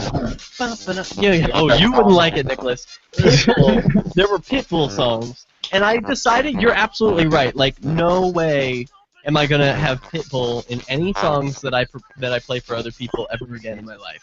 I'm really glad you come to that conclusion. It was a big mistake. You know, I compared. It was Justice was on, a few other artists that escaped me, Daft Punk, of course, and then Pitbull. He's in such a different category. It's really offensive. I mean, he is so simple. It's anyway. Yeah, it's like the Mama number 5 for like 2 dogs out. Yeah, it is. It's very basic. Yeah. So. Oh, by the way, that pie that you brought over just like appeared on my refrigerator counter when I went to go make coffee. It was really weird. Oh, good. Yeah, I forgot to tell you. I left the pie up on your mantle, like above your fireplace. Okay, because I had no idea. I thought you took it away with it. No, I left the pie on your mantle. I should have let you know, but I forgot. Okay. And I was afraid your cats were gonna eat it. Yeah. I put it up high, and I don't think they can get up there. No, they didn't. The pie's fine. But, Okay, yeah, good. I had no idea what happened to it. That you know of. They were licking their buttholes, and then they licked the pie, and then you ate it. No, I didn't. I didn't eat it. Oh, okay. It's still there. Okay, good. I want it. I want the pie. Pie and cake, I think, is what asexual people say is better than sex. Like, the joke is like, you know, what's better than sex? Pie. And so that's what asexual people go for. I don't think Man's trash is another man's treasure. I'm sure a lot of things have to do with sex to a lot of people. Well, Derek, I may have to interject there. I hear Nicholas echoing. Echoing? I'm Yeah, echoing? he's- Oh, like yeah. for I think that's because of you. I'm hearing echoing of myself, Remington. So now say something, Nicholas. Hello. Yeah, I didn't hear the echo that time. So that's Remington. With I headphones heard played. it at that time. Oh, you did? I heard it. Oh, maybe it's my I heard headphones. myself. There, I'll turn my headphones down. Maybe I'm bleeding through. Welcome to the audio inept version of Flaming Freedom. I'm Remington Hernandez. I know, seriously, last week or the week before, it was the best audio show we've had ever. Hands down, no question, everything worked perfectly. And then this week, it's a shit show. We just can't do anything right. Oh, well, no, Connor, you're not taking up too much of the show. He's messaging me. I wish he would just call in.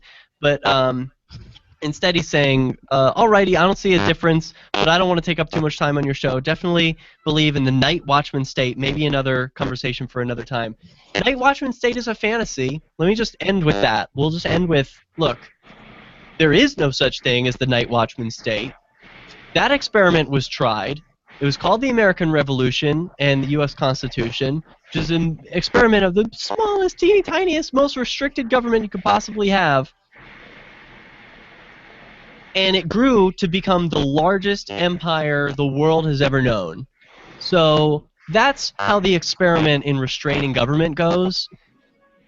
Good luck with that. Like, yeah, that's what happens every time. So the only solution is to not have the government. Like, maybe we just don't need this thing. If you want protection, why don't you pay someone to give you protection? The state doesn't do that. They steal your money. So there's no such thing as a Night Watchman state. It's a fantasy. So, you know, we would all love that. I think we're, you know, what I should make clear is that probably all anarchists you're ever going to meet would love a Night Watchman state if that existed. Like, you know, I would love a unicorn that shit gold bricks. But that doesn't exist. So I'm going to have to deal with the reality that we've got, which is you got to take personal responsibility for your safety, your life, your property, and your freedom. That's it. Yeah. Michael Dean says the audio is so bad it should be on TalkShoe. Have you ever heard a show on Talk Shoe? I think I have, yeah. Such a joke. You call in, like, and it's all scratchy. I don't know. It's really bad. It's probably like this. Okay, well, I'll take that as my cue, and I'm going to say goodnight, guys. Fine. Well, it's been fun hanging out with you, Nicholas. I wish you It's didn't. been fun hanging out with you as well. It was great to meet you. I'm Yeah, willing you to suffer through your audio, you know? It doesn't sound so bad to me. I don't know how it sounds to people on the radio, so... I think it sounds fine, to be honest. I'm going to listen to it real quick. Yeah, go listen to it, Remington, while we're chatting. Nicholas, I want to tell you about this cop who I saw on Grindr today. He posted BJ's in his rear view mirror, like, you know, the store BJ's. Like, oh, really clever. Yeah. I think I saw your post about it. Yeah, like, really clever, cop. Like, I see that you want a blowjob. You're at BJ's. Get it. So he posted. Well, let me just read exactly what his post said. I have the screenshot. But it was basically like, hey, let me see. Shoot. Man, I took so many pictures today. Okay. No pics, brand new, not sure what I want, but curious as hell. Married to a woman, looking for a regular, clean, safe guy who wants to have fun. Maybe I am bi-curious, if that is a term. Seeking MFM threesome. Dream situation. Leo is not my birth sign, so he's trying to make it clear to people that, like, he is a law enforcement officer. He describes himself as a sane, safe, normal, average, curious guy.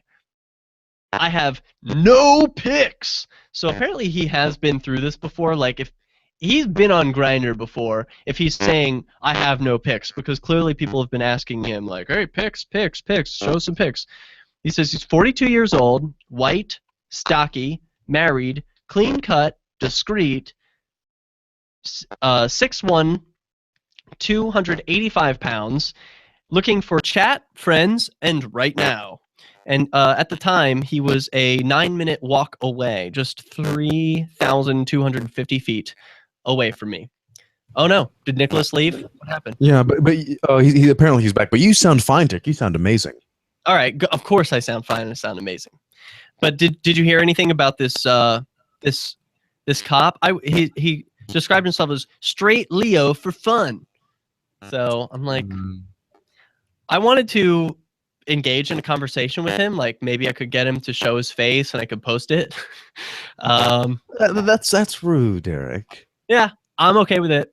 Sorry, you're on a public public app that anyone can use, and you destroy people's lives for a living, as a matter of course. You've been doing it all this time, and you're planning on collecting in your retirement. So, no, I want to expose you. I want to expose the truth about you. I don't know. That was my inclination. You think it's rude? You think that's bad? It's a very uncouth, Derek. Very uncouth. Well, what should I have done? Just leave him alone? Just leave him alone. Well, I couldn't do that. Hate him in private. He can't leave me alone. I don't know. I guess I should take him on a case-by-case basis and not collectivize, like, all cops, But I wasn't, frankly. There's a wonderful article on what you should do. It's called Concord PD, Go Get Your Bearcat. Oh, yeah. Hey, we'll be right back. So can you hear me any better? Yeah. Yeah. You're coming in fine. You come in just fine. I don't know. I'll listen back to this episode. I'm sure it's not as nearly as bad. I think that we all sound as good as you do. Yeah. Well, I look a bit overexposed, so I'm probably a little too hot right now on the mic. Man, I'm so disappointed about Connor. I wanted to just, like, flip his Liberty light switch. Just like, oh, yeah, the state, they're completely evil. They don't do anything good. And to believe that they could is an exercise in imagination. I mean, that's just... I wish the government did good things instead of bad things. Yes. And I wish the mafia actually protected businesses. But they exist to extort the businesses. So you watch that? You know KYW News Radio 1060. I'm grew the up with biggest that. nerd, Derek. I'm the biggest nerd, Derek. Do you know all the stations and their songs? Like Action News, the Delaware Valley's leading news program. Yeah. NBC 10, there's Fox 29. Yep. Wow, I know- that's very I know them impressive. I can't believe that you know that. But yeah, that is what I grew up listening to and watching. What about you? Nick? I was going to tell you real quick. Story, you know, that theme that they have, their jingle, in their studio, they have the women printed on a piece of glass. Of that. The rhythm printed on glass? Yeah, like the waveform, they have that printed on glass. Cool. Of their jingle, which I think is like awesome. What's left. Yeah, I think that's pretty rad. Yeah, you must be having internet problems. I want a studio like that. Yeah. News Radio 1060. And then there's 10 wins in New York. I If don't you know give what- us 20 minutes, we'll give you the world. Wow. Yeah, I'm terrible. I'm aware. It's something I'm passionate about. You were masturbating while you were listening to all of these. You know, there's something about people's voices, like that actually does turn me on. Oh, I know what you mean. But usually, like, I'm on the giving end of that, not the receiving end, because of obvious reasons. But like, Yeah, you've got a really nice voice. I don't have, But, I don't like- have the same kind of voice that really like would turn somebody on, but I bet I could work on it. You know? I think you're almost there.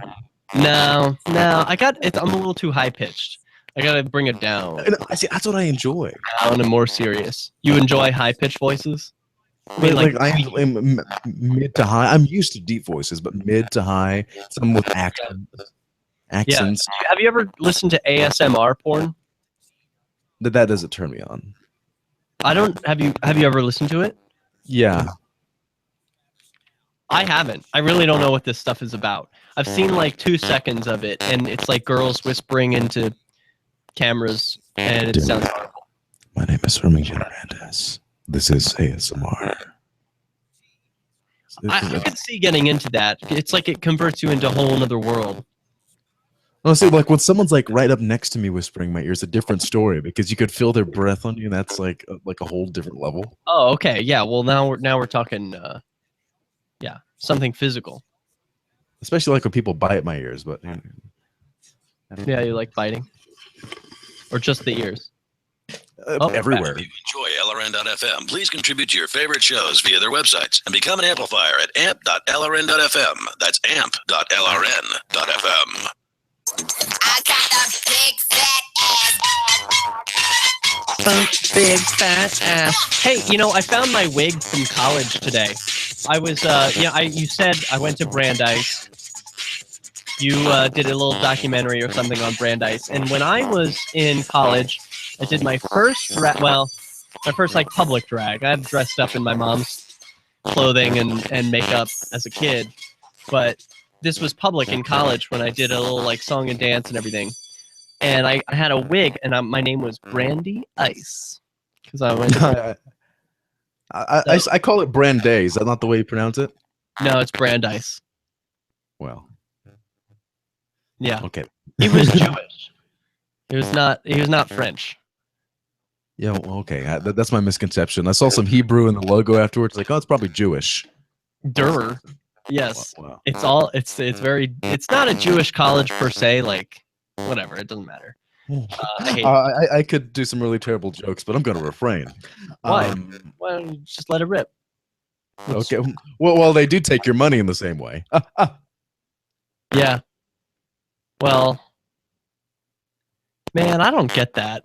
People making. I grew up in a very Jewish culture, so I'm sensitive. You don't get the Jew jokes? No, I'm sensitive to anti-Semitic jokes, and it's like I don't know if I'm being a hypocrite because I like making fun of everybody, but I'm not even Jewish. And Mexican jokes, I love those. Yeah. I love gay jokes too. They're hilarious. Polak jokes never made sense to me either. I'm Jewish, or I'm not Jewish. I'm Polish, and like, you know, what's a why are Polish women so strong? Because they're always raising dumbbells, right? Like, it's just stupid stuff. Oh. How did we get into jokes? I think we have another topic, don't we? Let me go look at the doc. No, we're done with all the topics. We were talking about a cop who was on Grindr, and I'm kind of a jerk for exposing him. There was a little back and forth on Facebook about, like, should I expose him, should I not? And I don't think you should. Well, I don't think I did. I mean, I posted screenshots from a public app. Well, what I'm saying, though, if you did, like, Derek, imagine me sitting out there, and I'm a journalist. This person hates journalism. If he feels that the organization I work for is the worst, and he finds me on Grindr, then he exposes me, and that ruins my job and career. Even if he doesn't like what I'm doing, you don't have the right to ruin someone's life because of it. Speaking of ruining lives, Anarchy.love is a It's new not ruining lives. And, you know, you could meet your next ex-boyfriend at Anarchy.love. There are anarcho chicks here. I'll try and do a screen share so people can see what this website looks like. It's pretty cool. Got this crazy green screen behind me, but nothing. Okay, smash the state, but don't do it alone. Post yourself. It's free. Anarchists of all flavors and libertarians are welcome.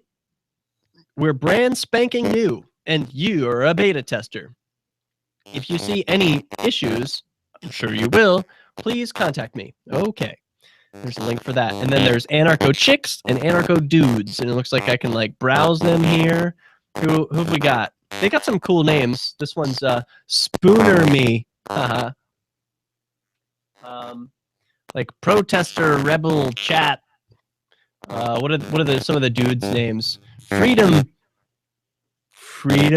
Is it Fiend? No way. What? Dude made his name Freedom Fiend, but not Freedom Fiend. That's lame. There's Voluntarist. That's a creative name.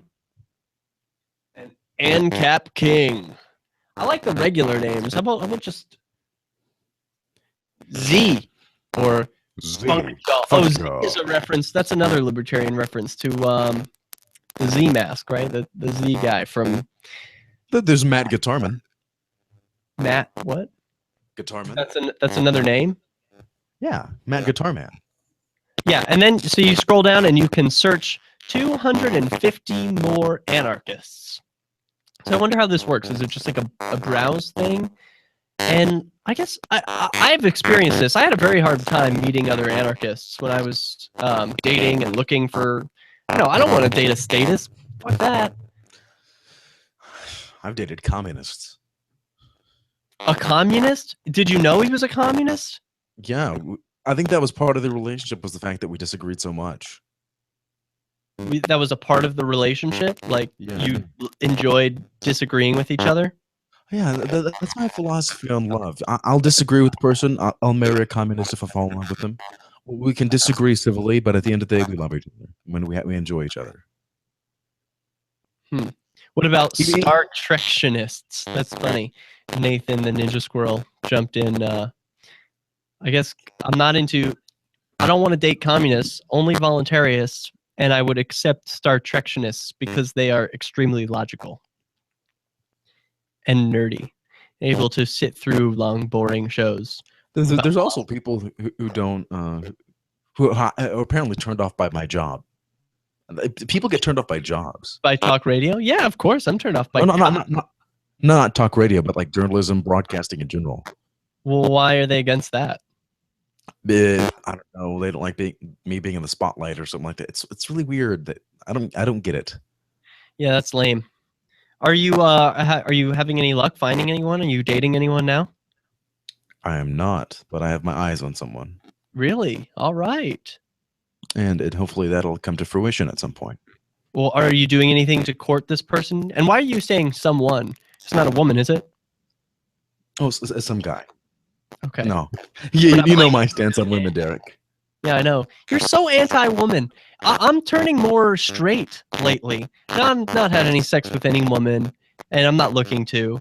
But lately I've just been like, screw these labels about gay or straight or whatever, And when you posted a little GIF of a girl jumping on a guy and in bed and giving him a kiss and being all sexy, I was like, yeah, cool. I'm for that. No, I'm for love and affection. in fact, I would kick that woman out of my house at that point. That's repulsive. Women are disgusting.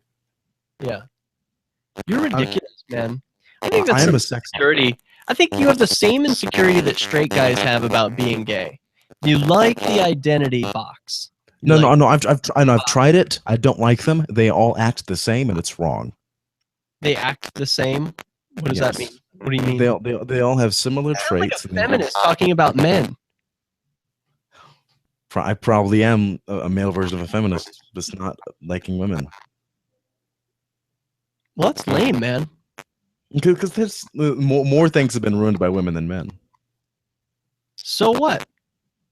I mean, even if that is true, which I don't think it is. So what?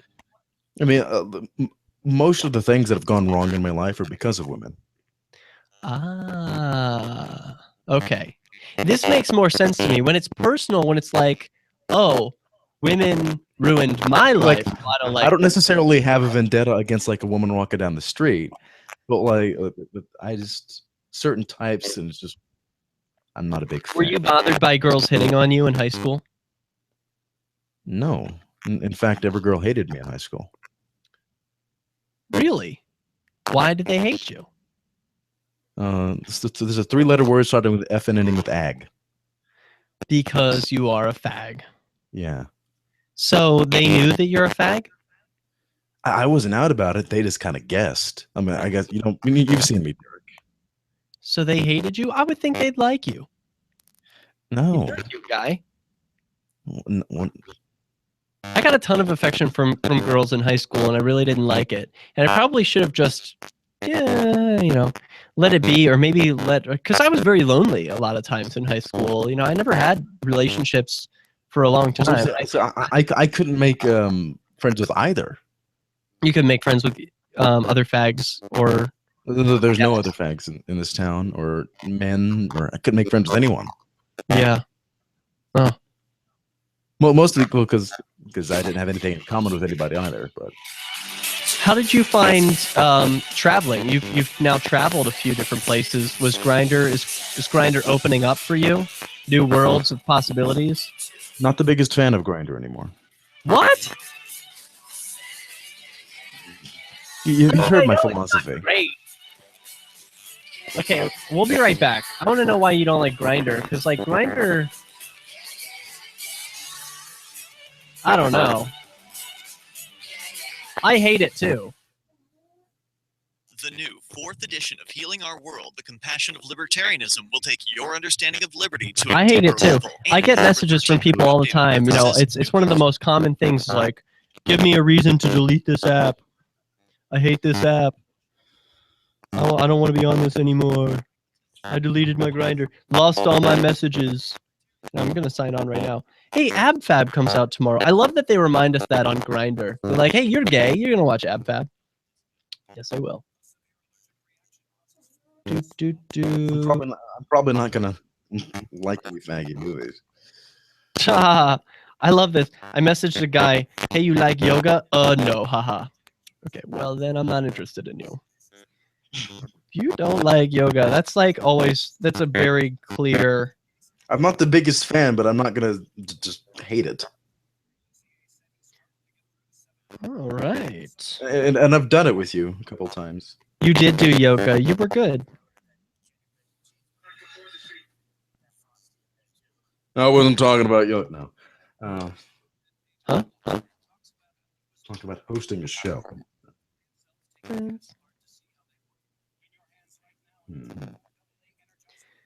I'm seriously at the point where I'm actually looking for friends. A guy just was like, so what are you looking for? And I do have posted like friends chat right now, which I always thought was like baloney. Like, oh come on, we're all looking for some kind of relationship, right? But I've got my relationship. I'm very happy. I'm not looking for anything but friends in the area, honestly. And you know what? Like the people on Grindr around here, they're like 40-year-old men who none of them want to be friends. Like 40, 50, 60, they're all ugly and fat, and none of them want to be friends. Not even the young guys who are actually semi-attractive. They don't want to be friends. What are you talking about? No one wants to be friends. Yeah. Yeah. But I'm serious. I'm about to post it, and then I stop myself. My thumb is like hovering over the send button. He's like, so you're looking for, and I was writing friends. I can't write that. I can't. I actually find more solace in having straight friends. Why? Because usually that I can find them that align with my views more. Oh. I guess I could say, like, I'm looking for... No, really, I'm honestly just looking for people to hang out with, like, who are gay. I want to know who the gay people are. I mean... That's not sexist, but it's like... It's okay to be sexist. It's not. No, it's not sexist. It's. There's another word. I don't know what it is. Sexualists, or sexualityist. You know, like, why would I only want to be friends with gay people? There are a lot of really cool straight people. I should be friends with them. I'm friends with a lot of people, and none of them are around here. That's why I think moving to New Hampshire will be nice, or even California, but that's looking dismal. Yeah, well, moving to California has always been dismal. Oh, well, I mean, it doesn't seem like I'll have the opportunity to. Yeah, New Hampshire has more freedom. Everybody knows that, and it's got fun stuff to do. Hot people. I think it's the best place for an anarchist to move to. Pretty clearly. Not a lot of jobs though for my type. Yeah, well, I don't know. Maybe you gotta find a new way. Oh, Peter Thiel. Did you want to talk about the Peter Thiel thing? Yeah. Love, monogamy talk with Remington, Trump. Oh, I forgot to say. We got a new way to call into the show. Okay, here. I feel like FM.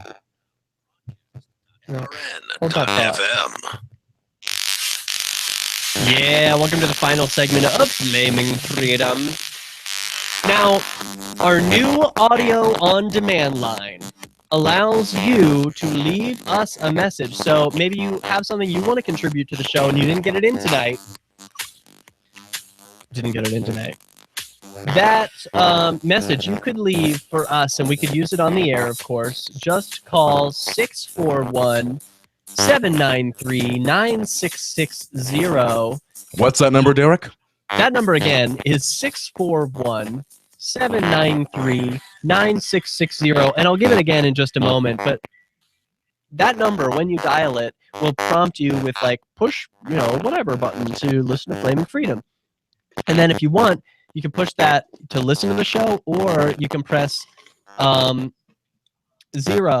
to leave us a voicemail, and then it will be delivered to all of the hosts. So that is pretty cool. So if you got something you want to share with the show, that number again, put it into your phone. You can call us anytime, leave a message when you got something you want to share with Flaming.Freedom. I would love to play some of these messages. 641. I'll give you my phone number too. Yeah, but this is a special phone number. This is one that can go to all the hosts. 641-793-9660. Yeah, I'm not giving out my personal cell phone number on the air. That's on my website, remingtonhernandez.com. If you want to contact me, just... Yes. That's... Okay.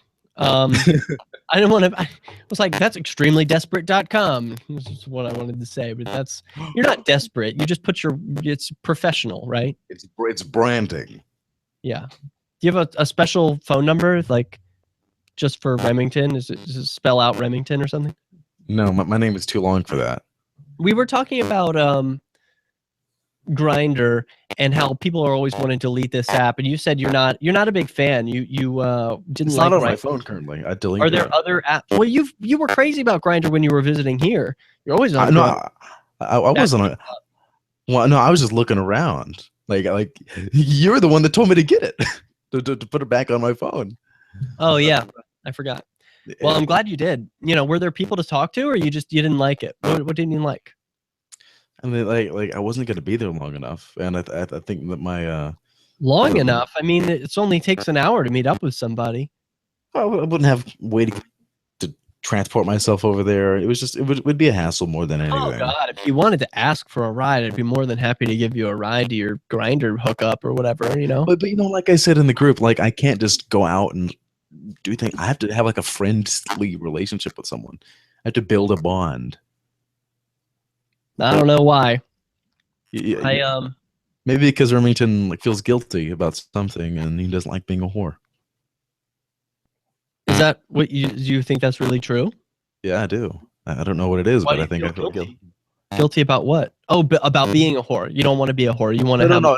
I feel guilty about something, and it makes me feel like a whore, and I just don't like that.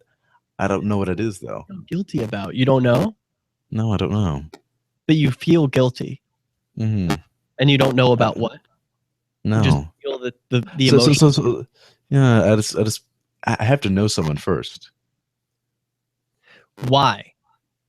Why? Yeah.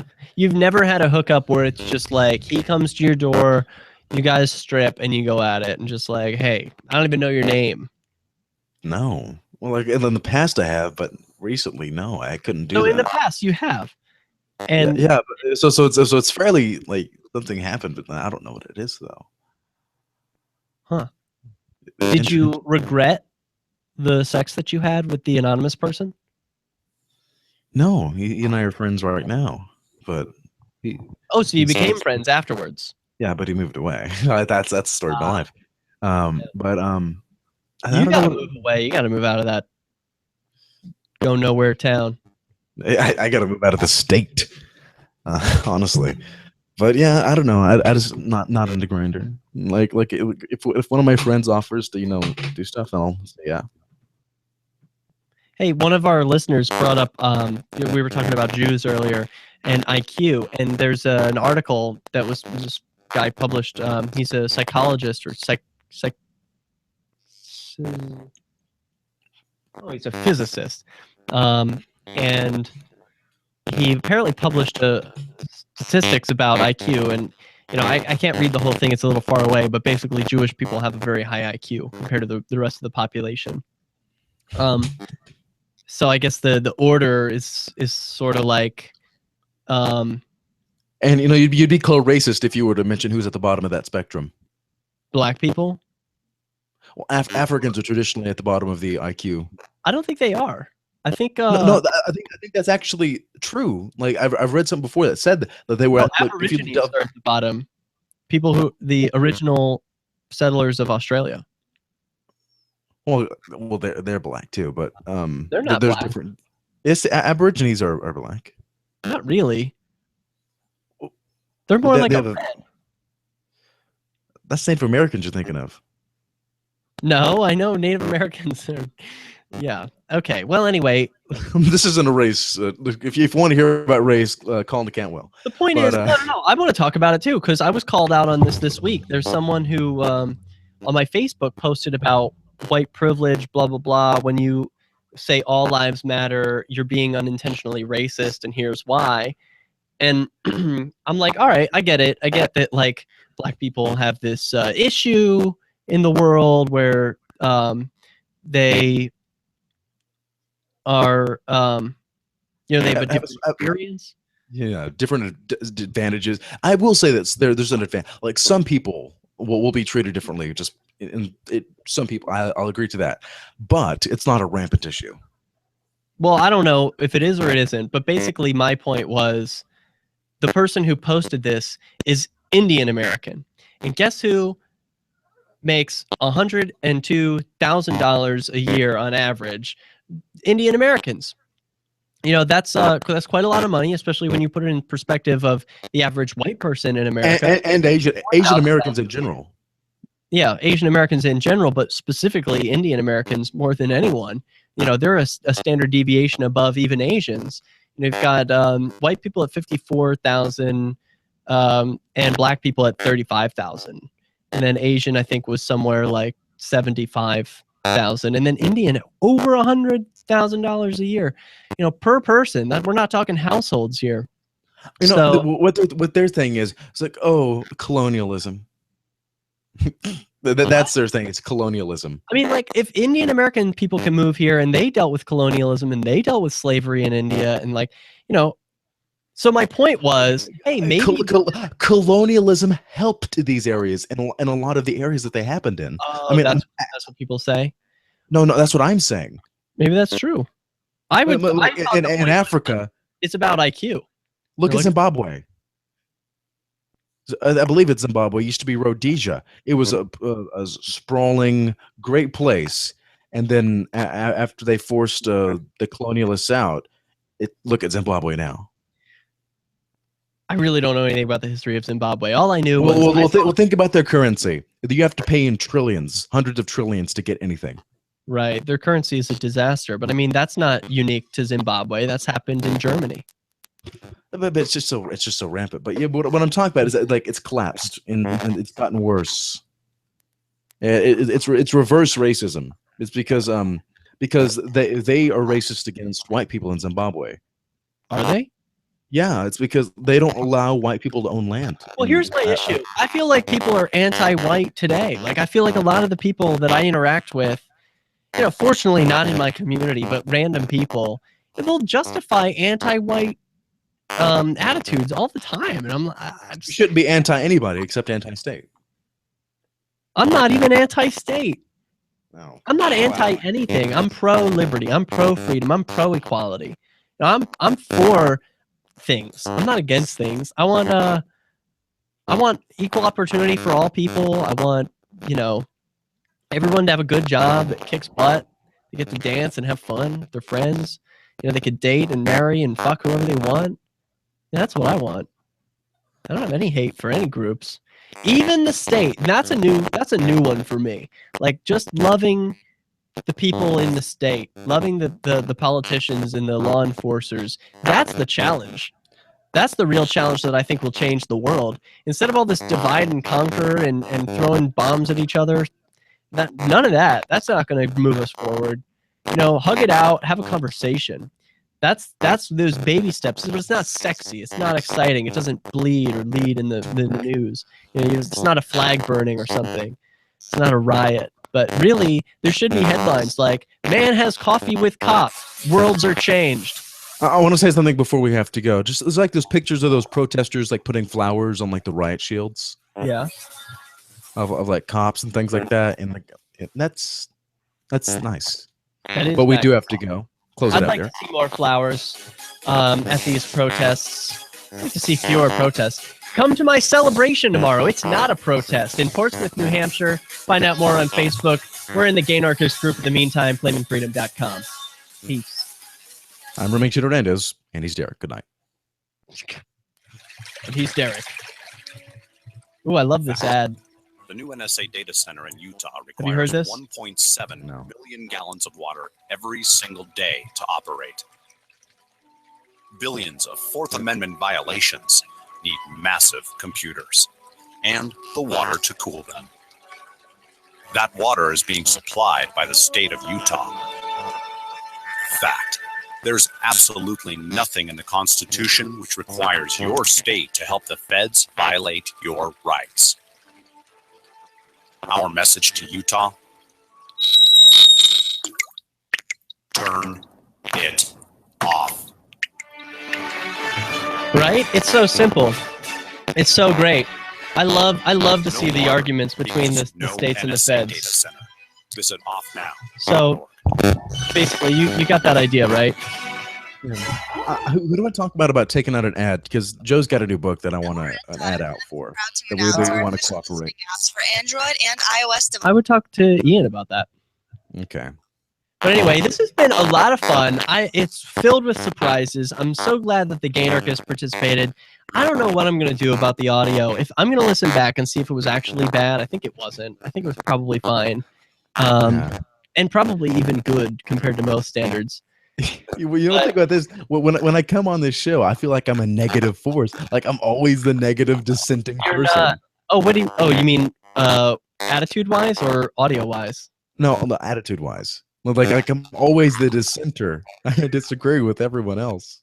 Yeah, why is that? Why do you always disagree? You're so disagreeable. Just get along. Just do everything. Well, no, it's because I have views that I do not budge on. Oh, wait a minute. I have principle. I I have a listener who just said he wants to call in. Says about Milo being banned from Twitter. Do you want to go for a little extra? Sure. We could put it in the after show, like in there. Yeah, I'll put it in the after show. I stopped the recording, but I'll pull it off of YouTube. Mm-hmm. I'm gonna call him. This is Nathan the Ninja Squirrel. So you worked for Milo, didn't you? I still do. Okay, hey Nathan, we're gonna make this the after show. So welcome everybody to a very special bonus episode of Flaming Freedom. We didn't talk about Milo being banned from Twitter this week, and that's huge news. Remington works for Milo.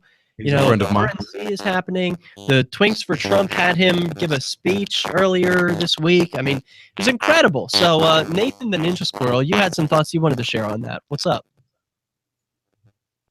Oh, I've got you muted. Damn it. Here, hold on. Okay, you're back. So Nathan the Ninja Squirrel, let's try that again.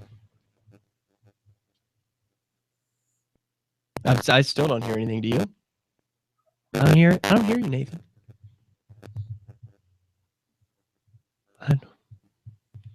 What's his Facebook? I don't know. Wait, he's not on Facebook. Oh. Well, he's only on Skype, and he's constantly monitoring LRN.FM. Basically, yeah, I think if anything were to happen on LRN, Nate the Ninja Squirrel would know. Ah, it was me, he says. Okay, well, I'll try again. Hello, it's going to be a really big show. It's a really big show, really big. We should put this on Talk Show. Talk Show. How are you doing, Nate the Ninja Squirrel? What's on your mind? I'm doing good.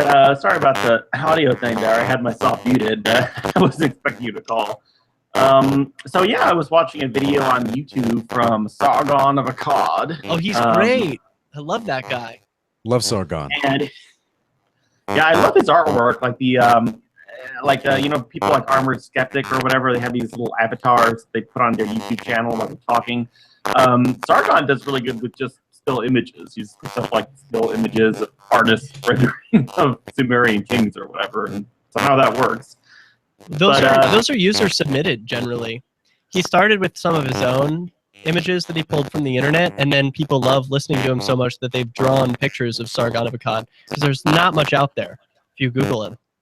Really, so I thought that was professional art. So it's professional really cool. in that it's user submitted by people who are real artists. Oh, okay, cool. Yeah. So the video was about Milo being banned from Twitter, and it wasn't really a formal video. It was kind of, you know, real quick. He was getting on Twitter at night after having a few beers or something, so it wasn't that detailed. But he did show some of the actual tweets. And you said Remington works for Milo, like the same office, or like for his, I don't know, his organization, or what's that? I work with him, and I've written for Breitbart. Oh, okay. And anarchist at Breitbart. That's new. Wow. I was gonna say maybe you know more about this than me then, because this just happened. This happened, I think, today or yesterday. It's just happened. Yeah, breaking news. And, it basically, it seemed to be related to this this woman, Leslie Jones, the one from the Ghostbusters movie. Yeah. Is her name right? Woman. Yeah, she looks like a man. There's no disputing it. She is the ugliest woman I've ever seen. Pretty ugly. Well, I haven't, to be honest, I haven't seen the movie. I just saw like reviews of it and the trailer, and so, you know, I haven't seen the movie. I don't know how bad or good it is, but apparently Sargon of Akkad did kind of mention, well, this woman's not the best in the looks department. So I guess maybe that's what he was getting at there. What you're saying. And I know the reason why Milo was banned probably is because he called her a man, like turned down by yet another black guy. Yeah, I did see that tweet. Turned down by yet another black guy. But yeah, so I'll just tell you what Sargon's version of events was. So this black actress who plays in the Ghostbusters was tweeting on her Twitter account just regular stuff that actors and actresses tweet. When an internet mob came by and started tweeting racist comments at her, like, "Hey, I guess Harambe the gorilla's in town, huh?" And like basically comparing her to a gorilla and making other kind of internet troll race baity kind of comments. And so she fired back, and it turned into like a Twitter scuffle and that kind of thing. And then apparently Milo, maybe unwittingly, maybe not, that's what I'm not clear on, but maybe probably unwittingly, at least according to Sargon, Milo came in toward the end and called her, he had a tweet, he tweeted something like, "Well, if your movie's no good, then I guess you could just play the victim," talking about one of her He didn't tweet that at her. He just made a blanket tweet, like he just said that on Twitter. Right. Okay. So he wasn't necessarily actually contacting her, and then she got mad at that, and then he made fun of her literacy, her writing, and then after that she blocked him, and then he wrote turned down by yet another black guy. It was three tweets. I hate to interrupt my story, but I think Remington's peaking or something. Like his audio is still. Maybe he's a little too close. Yeah, to the were you listening on LRN? Yeah, I was. And was the audio as shitty as Michael Dean made it sound? At the very beginning it was, but then it got better. Okay, it got better. Whose audio was bad?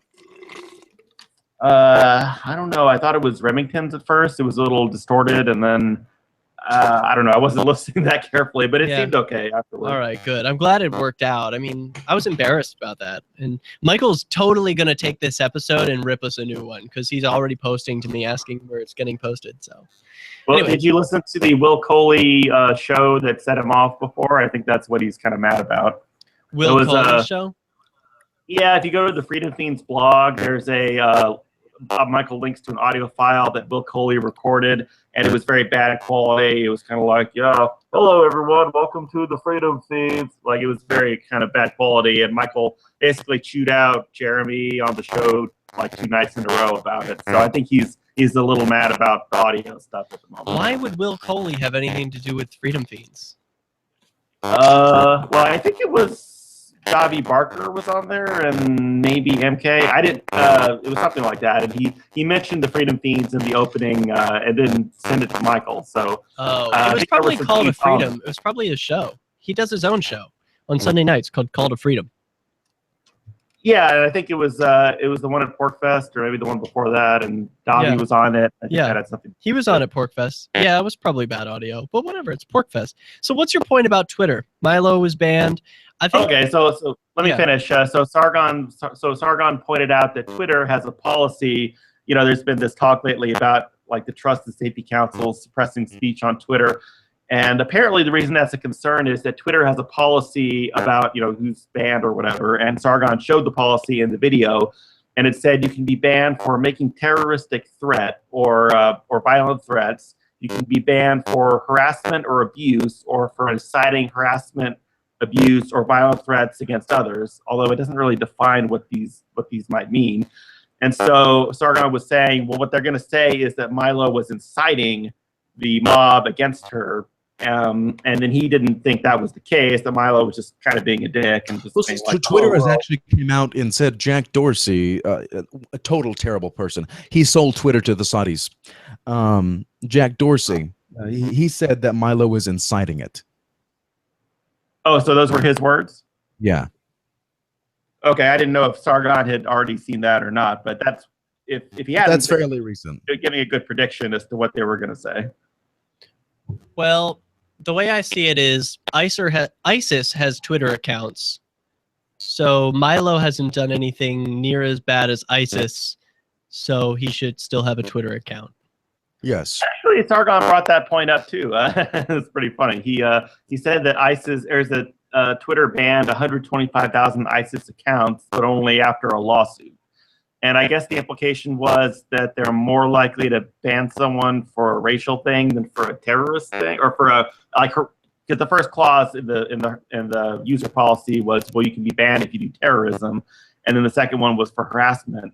So I guess the idea is they're more willing to ban someone for harassment than terrorism because it took a lawsuit or whatever to get them to ban the ISIS accounts. Milo can sue Twitter.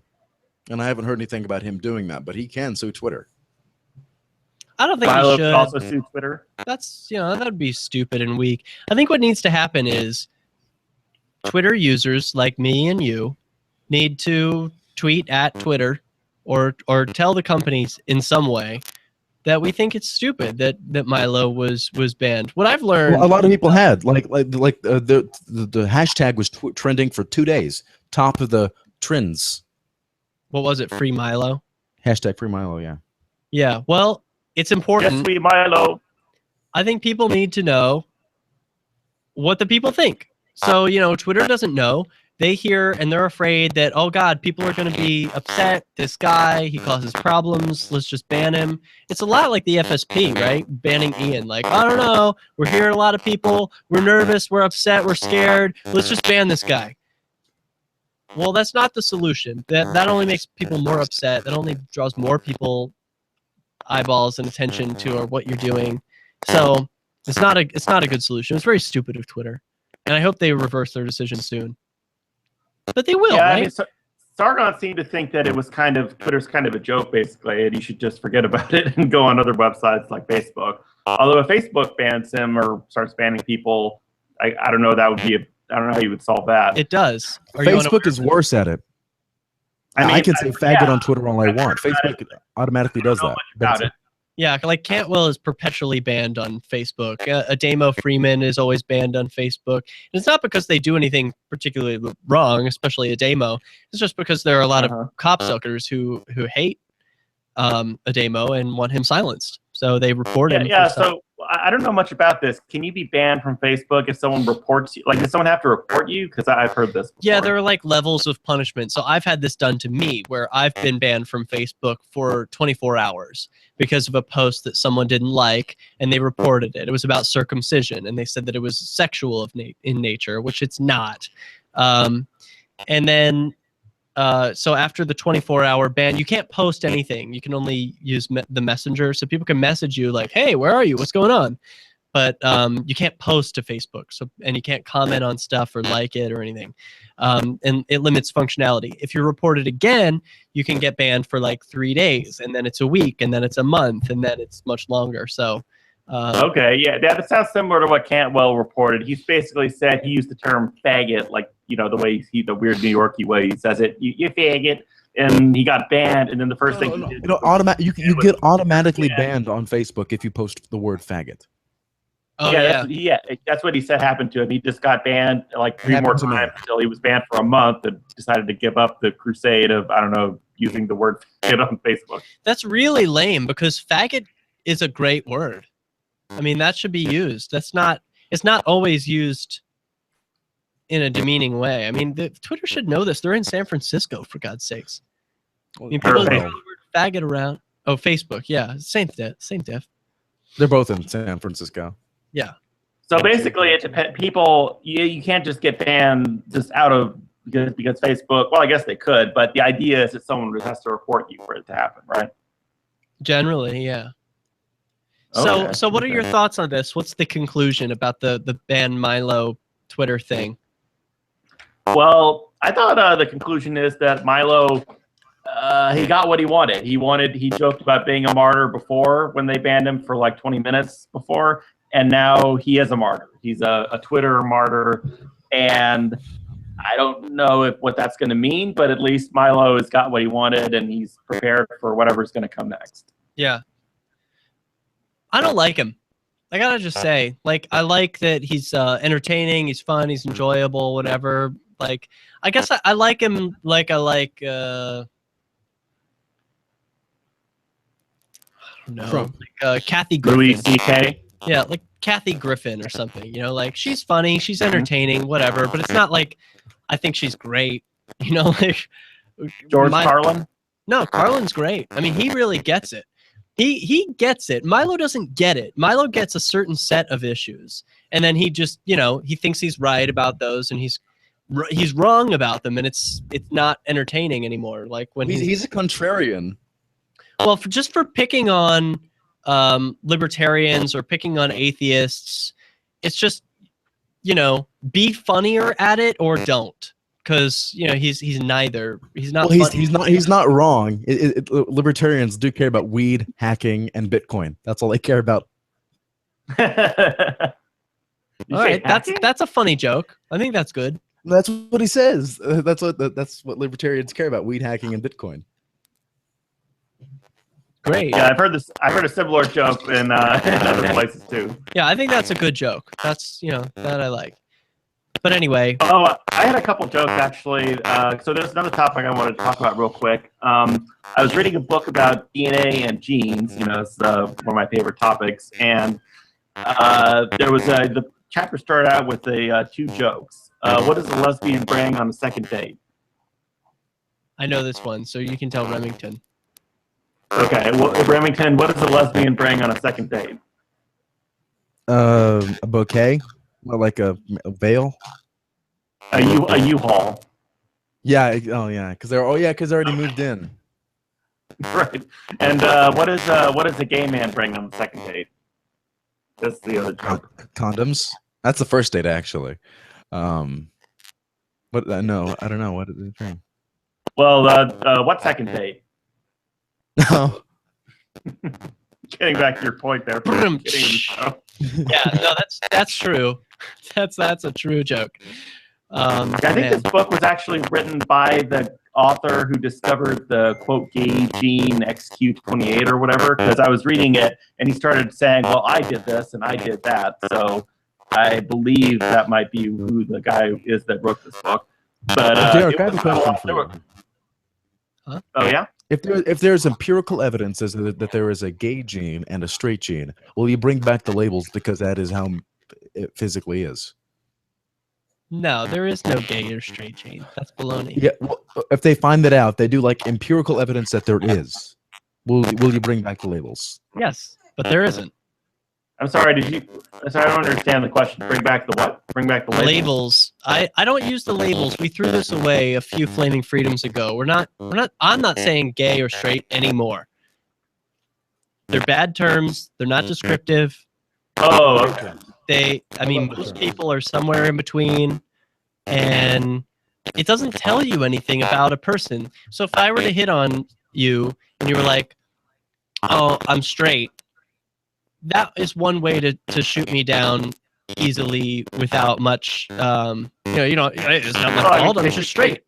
They could just be lying. I mean, yeah, but they generally are. The real way to shoot someone down if they're asking or if they're hitting on you is to be like, "I'm sorry, I'm not interested." Like, "Hey, thanks for the compliment, but I am not interested in you." That's really what it is.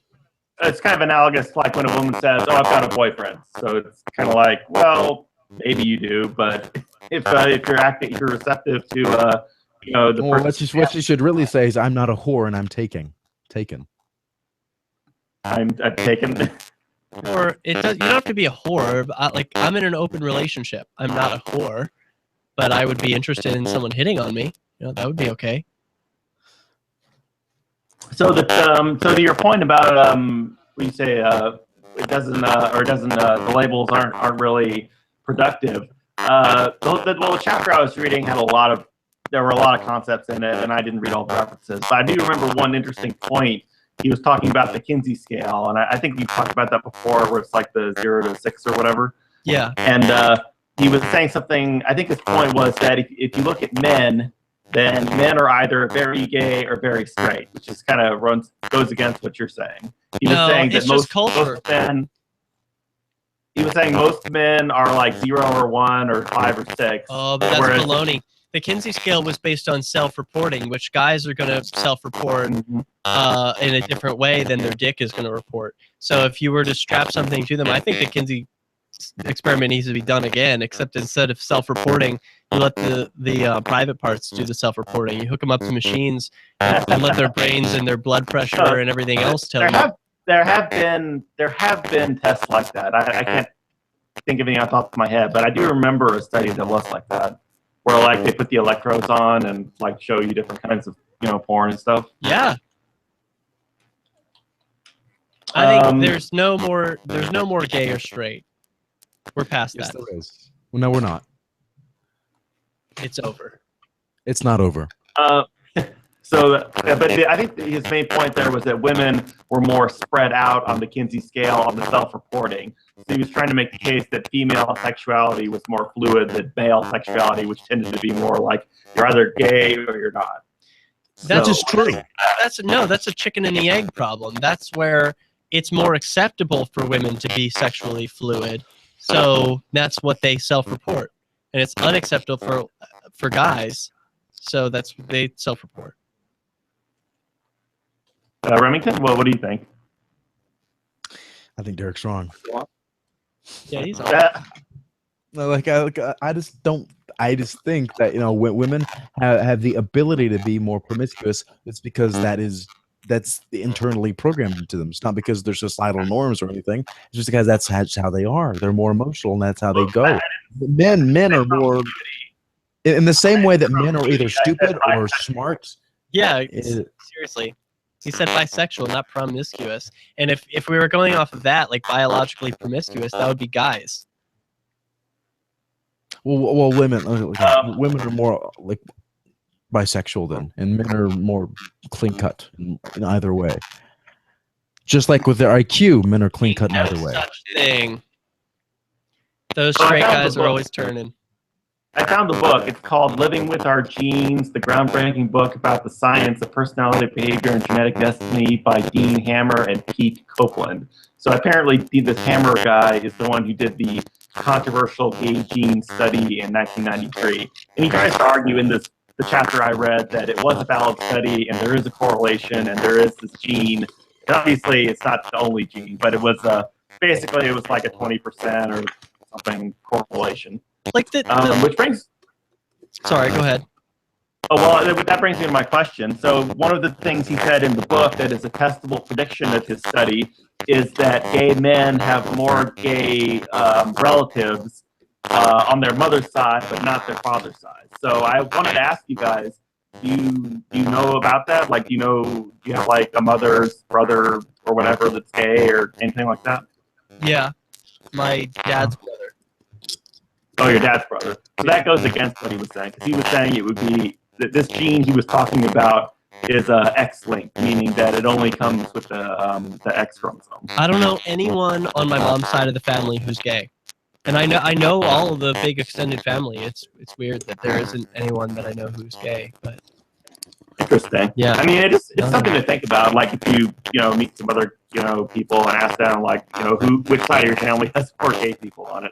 Because he seemed pretty confident. He was like, well, if my study is true, then this must be true. And it's not genetic. He's looking in the wrong place. Well, I mean, he's not claiming to know the cause. He's only claiming to find a statistical correlation. Well, I'm just saying his hypothesis is incorrect. And so for him to look for these answers, he's not going to find it. For me to poll other gay people and say, how many gay people are there on your mom's side or your dad's side, and then find that correlation, it's not going to happen. It's not going to be there. Well, what if it is there? Would that? And then I'll change my mind, but I don't think it's going to appear, because gay and straight doesn't exist. There's sexuality, and that is human. So all humans are sexual creatures, except for like 1%, which are asexuals, and we are attracted to everything, to varying degrees. And that is partially influenced by what is socially acceptable. So, for example, for me, growing up, I realized I liked guys and came out as bisexual because it was more acceptable at the time than being just straight out gay. And then I realized that being gay is totally acceptable. And so I was just gay.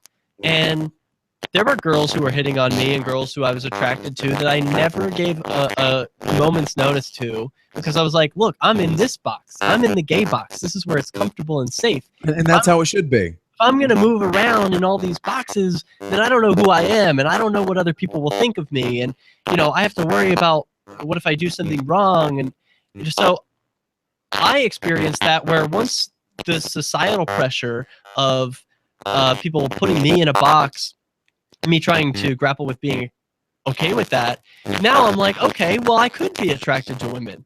This is acceptable. This is okay. I'm not afraid of that. I haven't pursued any women. I'm not particularly interested. But what I'm saying is I'm open to the possibility now.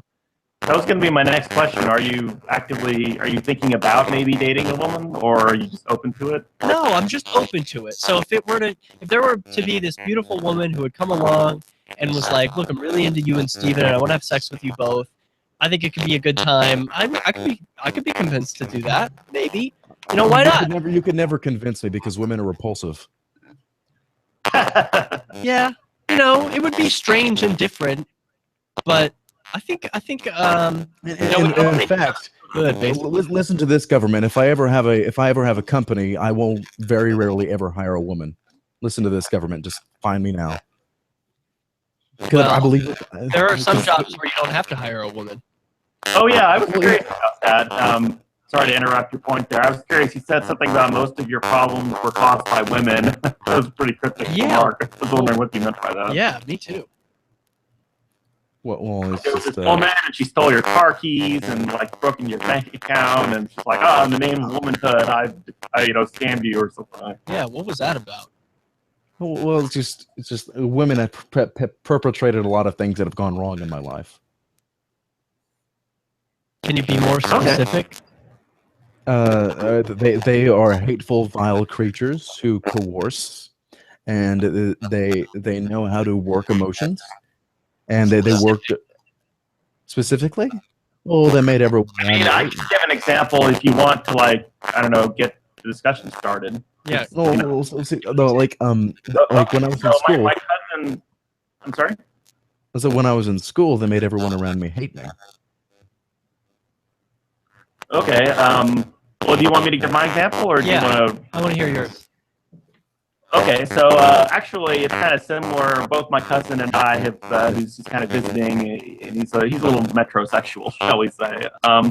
We both had similar experiences with female bosses in the past, and his experience was, well, so technically it's his experience, but it's pretty similar to mine. He was working at a restaurant and doing good. I think he was like top waiter or whatever. And then last year, I think he's a waiter. He's gay. Well, he has a girlfriend at the moment. So well, someone should inform her. Yeah. Okay, I'll take that under advisement. So he's working at like the top waiter at this hotel or whatever, and the management changes, and this woman comes in, and she's terrible. She's getting she's like, I need this, this, and this, and she doesn't do it, or she's late with things, or she gets mad at people and doesn't understand the procedures, and is just very slow to correct people, and basically she's just an all-around bad boss and bad manager.